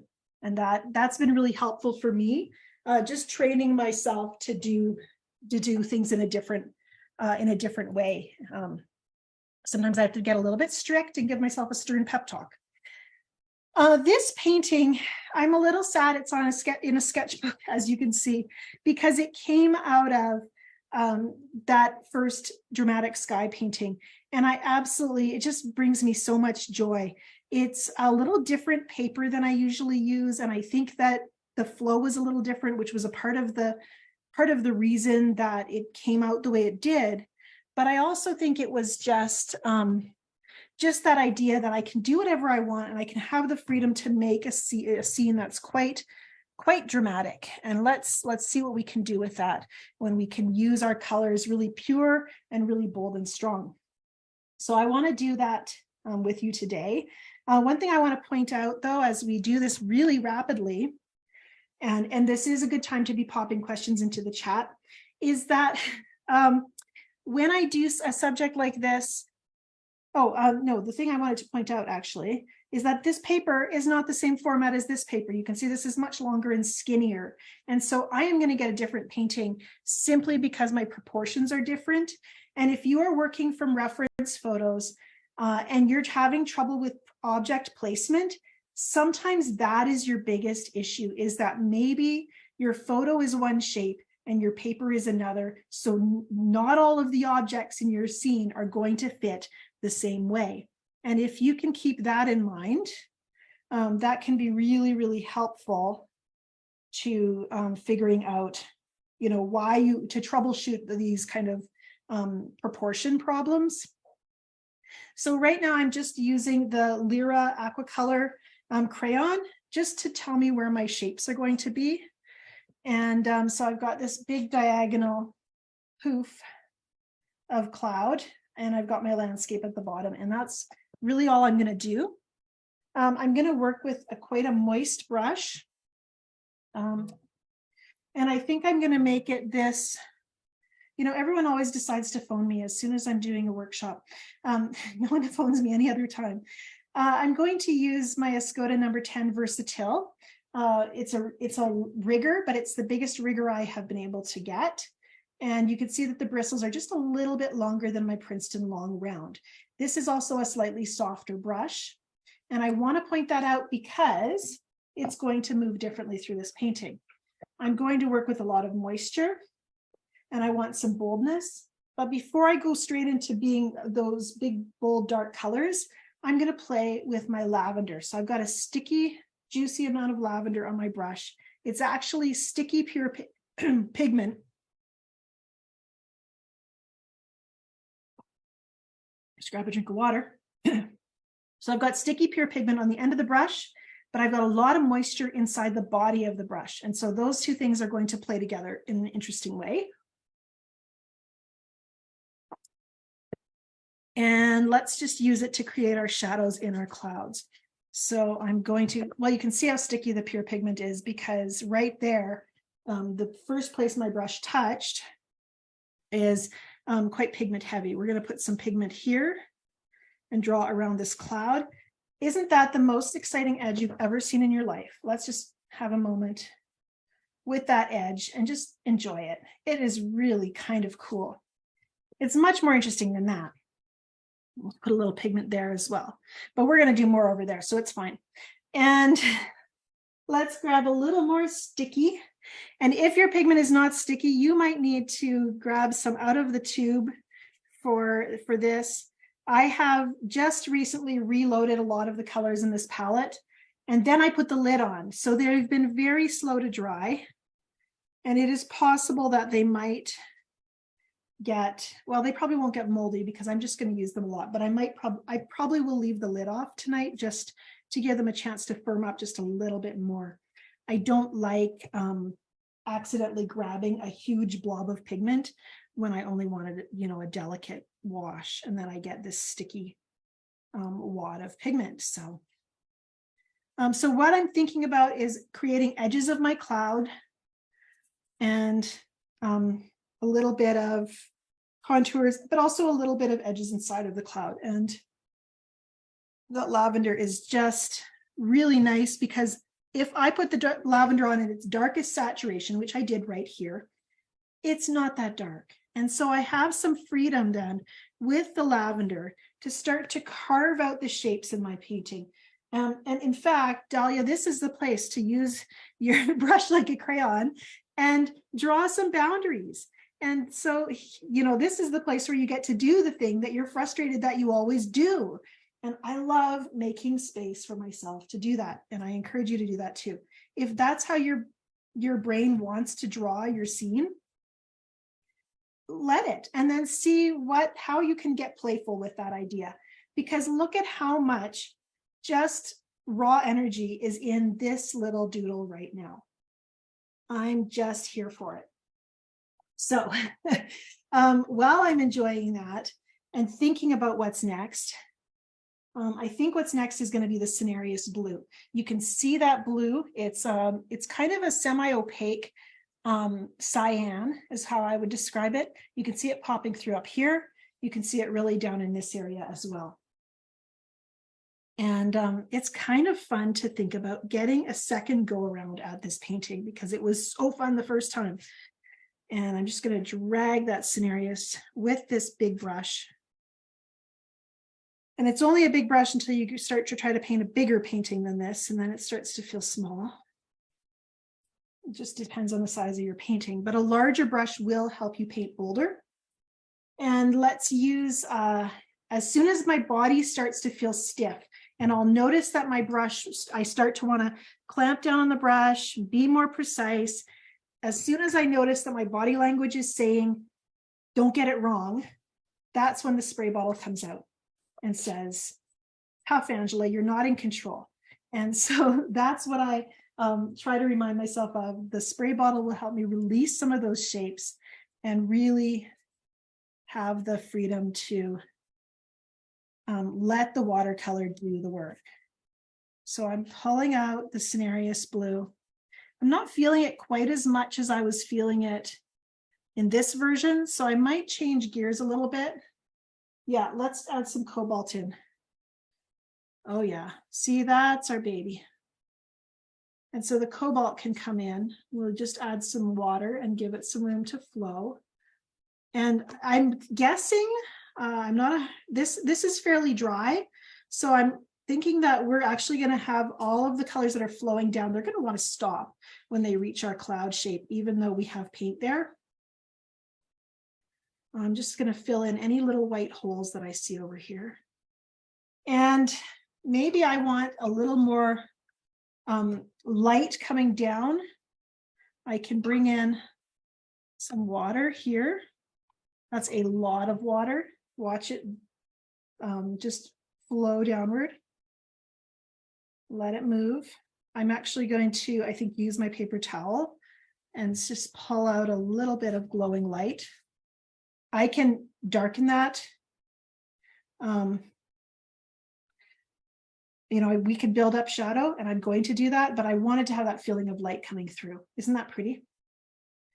And then because I knew that everything was stopping in the outer edge of that cloud, I'm going to give watercolor let it do its job and use my spray bottle to flow some of that downward again. And then I'm going to watch. And then I think now that that shape is opened up a little bit, some of those blues have flowed downward, I'm going to use my paper towel and just lift a little bit of color so this stays white and bright. And that, you know, it's almost like I have the good weather version of that cloud right now. Look at how much just light is in this version. It's hard for me to think about adding that really brilliant indigo, but we're going to do it because we can. So right now I'm switching up brushes again. Changing up things always helps me to keep things fresh. Otherwise, all my brush strokes start to look the same after a while. I do not have Prussian blue, or I would be really tempted to use it. But I actually have tempted to use this. It's the Joseph Zbukvik's Cool Gray from Daniel Smith. Let's see if we can bring that into our painting. Oh, I'm so hesitant. We're just going to do it. It's just a painting. So we're going to bring that in. I think it's too gray. Let's add some cobalt blue to it and make it Angela and Joseph's cool cobalt gray instead. Yeah, I bet he didn't know he was partnering up with me for this painting. And this flat brush, the reason I chose it is because it's quite firm again. So I was using a really soft brush. Now I'm using that one that makes those comb-like marks. Bringing in, that's a nice little shape. I like it. Touching in a little dark here and there. And what if I did those kind of blocky strokes that a flat brush does? What if that was an option for this painting? What would that make my painting look like? Let's find out. I kind of like those two little marks right there. That one's not ideal, but we can adjust it with a little scrub. Okay, and then on this side, let's add in we'll add a little more cobalt to our mixture here.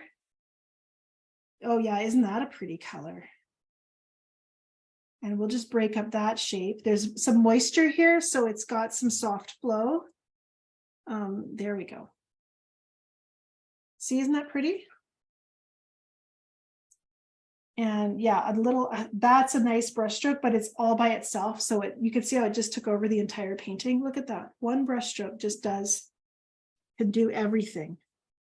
So let's just continue it across the painting, just like that. That's better. Now look at all that movement we have. And I don't think we need anything up here. And I will go in, we will paint a landscape down below, and we'll go in with some of those Lyra pencils. But otherwise, that's like, it's moments and it just feels good. So I'm not overthinking it. Okay, so we're going to go in with the landscape. I'm going to try to keep it bright. I kind of like the brilliant green that I threw down with the crayon.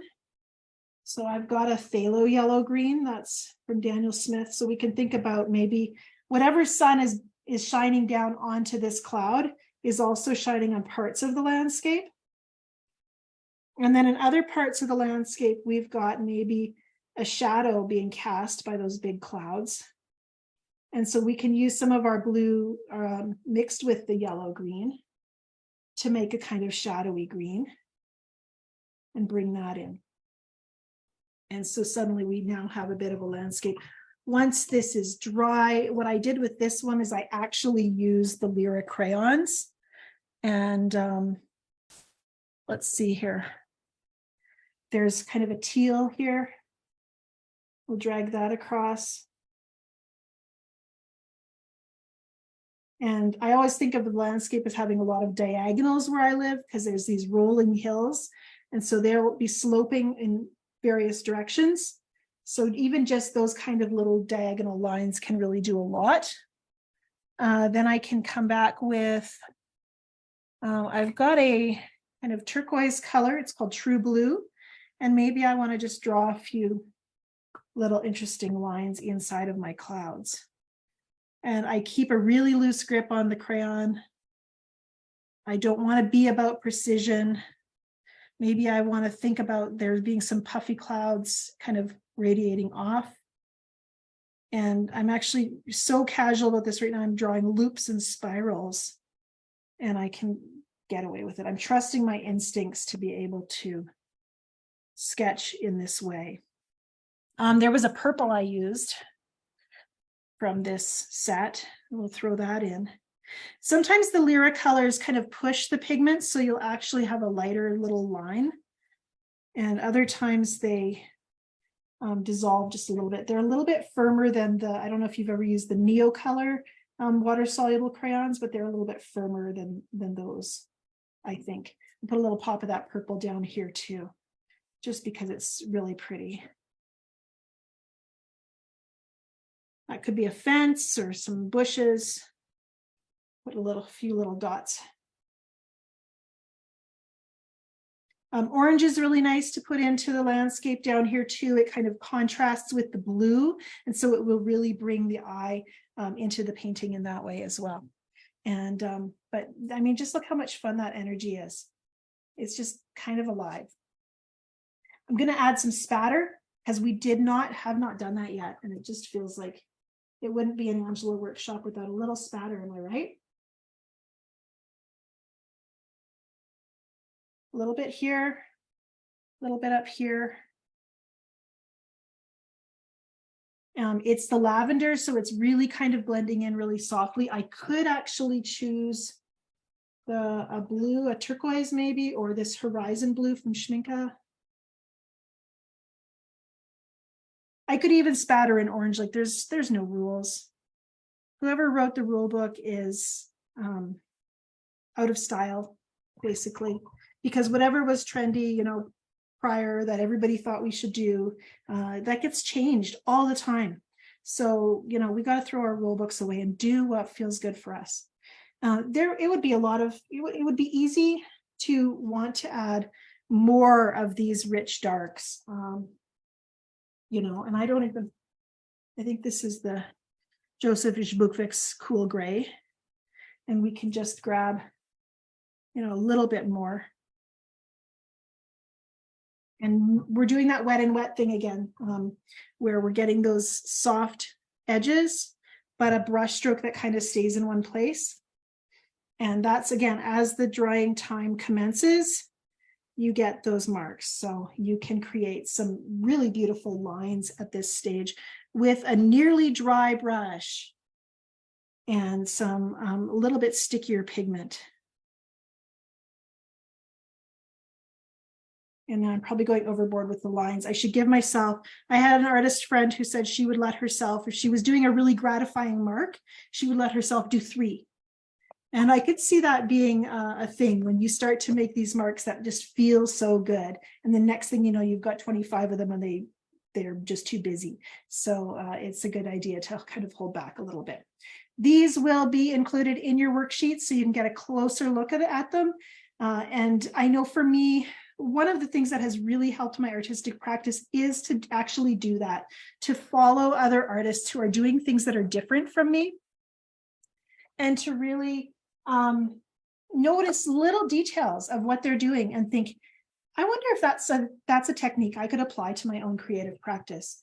And when I do that, I get small pieces that enhance my, that build on top of my existing style.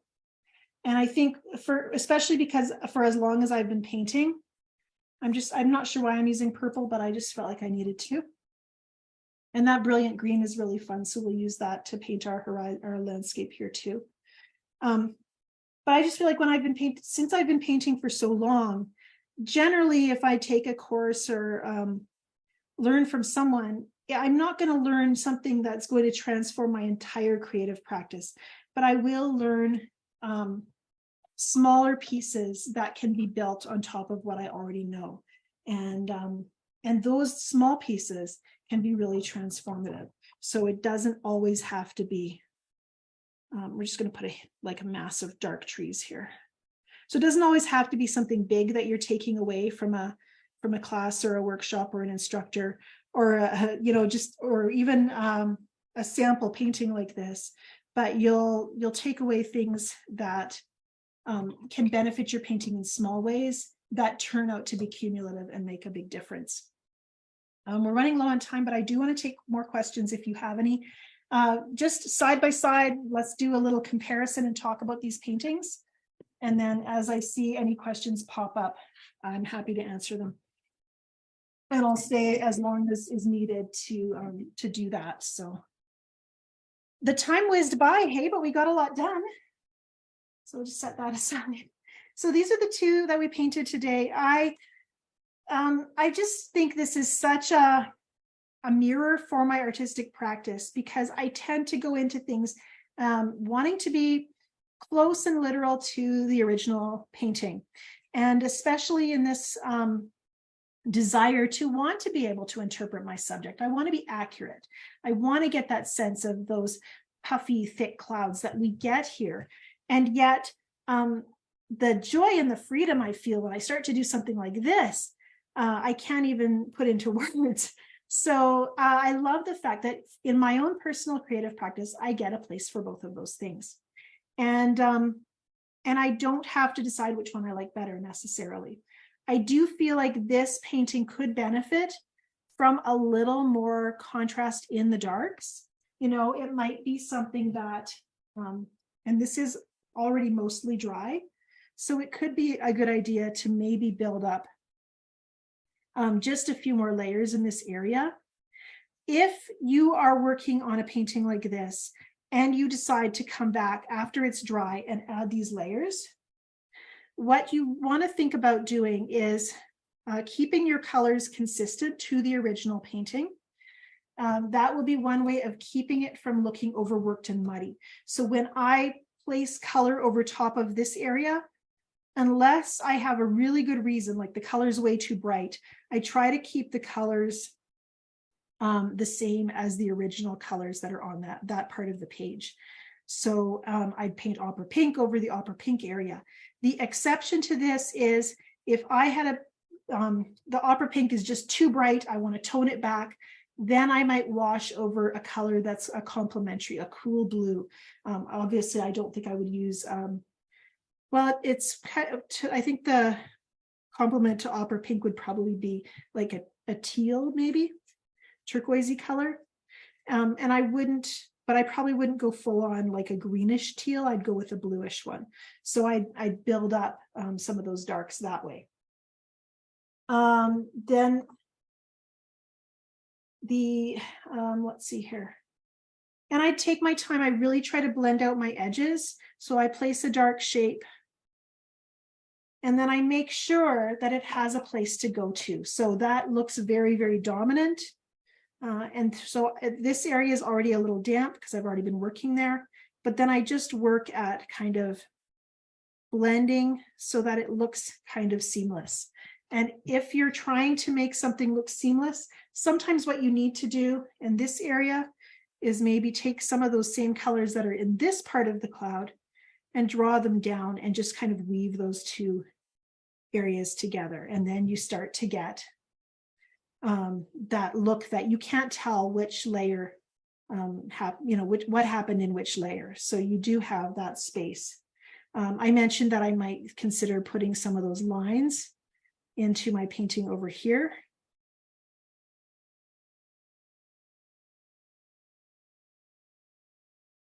So I can try a little bit of that just to add that additional layer of depth into my clouds. So some of that can happen after the painting has dried as well. And then I am curious about, do I need to go a little darker down here? That just anchored, look at how that just anchored the cloud into the landscape. Suddenly we have a real separation between cloud and then the sky beneath.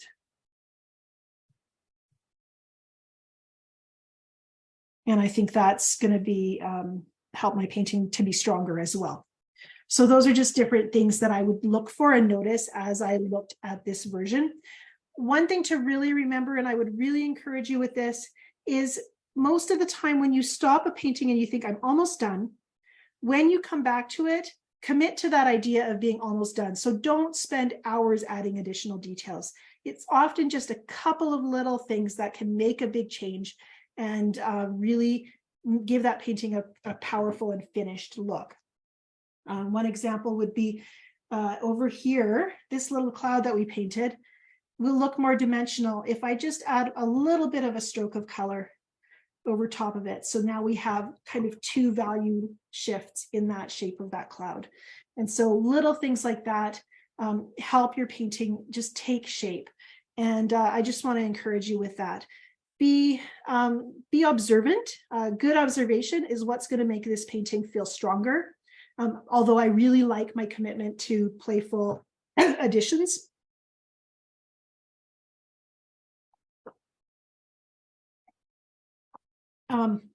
Sorry, just drinking. My throat's giving out.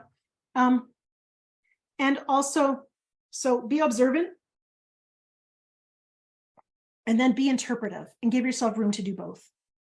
It is so much fun when you make time for both of those things.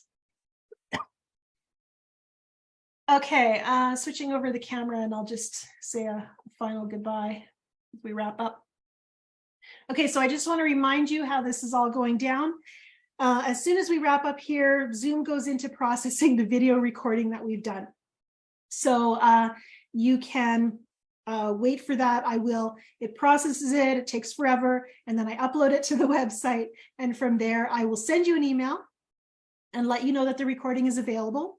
I will also include in that email the reminder that the worksheet is available as well. And I probably won't send out the recording link until the worksheet is ready, so I don't have to bombard you with emails. If you're coming back on Wednesday for the expansive landscape, where we're doing some work with perspective as well, I will be doing a bit of a what will be a bit of a review for you. I'll be doing some of the talk about color and painting techniques that I've covered today. Although, you know, do it again, you'll learn something every time. And then we'll be diving into painting that landscape. And that's been an interesting subject for me. There's been a lot that I've been thinking about as I've kind of painted that subject and thought about ways to interpret it in my way. I still feel like I'm not there yet, but I've had a lot of fun just seeing some really beautiful perspective inclusive landscapes coming out. So do keep that in mind. Thank you for being with me today. Thank you, Stephanie, for moderating.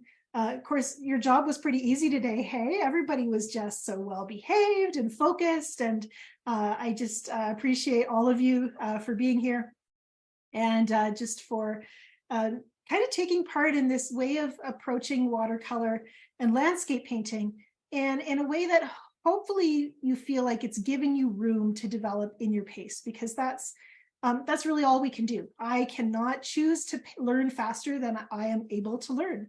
And so I want to be really gracious with myself as I develop these new subjects and think about how to paint them, because, you know, my speed is my speed, and I might as well enjoy it while I'm at it. So thanks for being here, everyone. I will see those of you who are back on Wednesday, and otherwise watch for that email from me with the link to the recording and the worksheet. Thank you, everybody.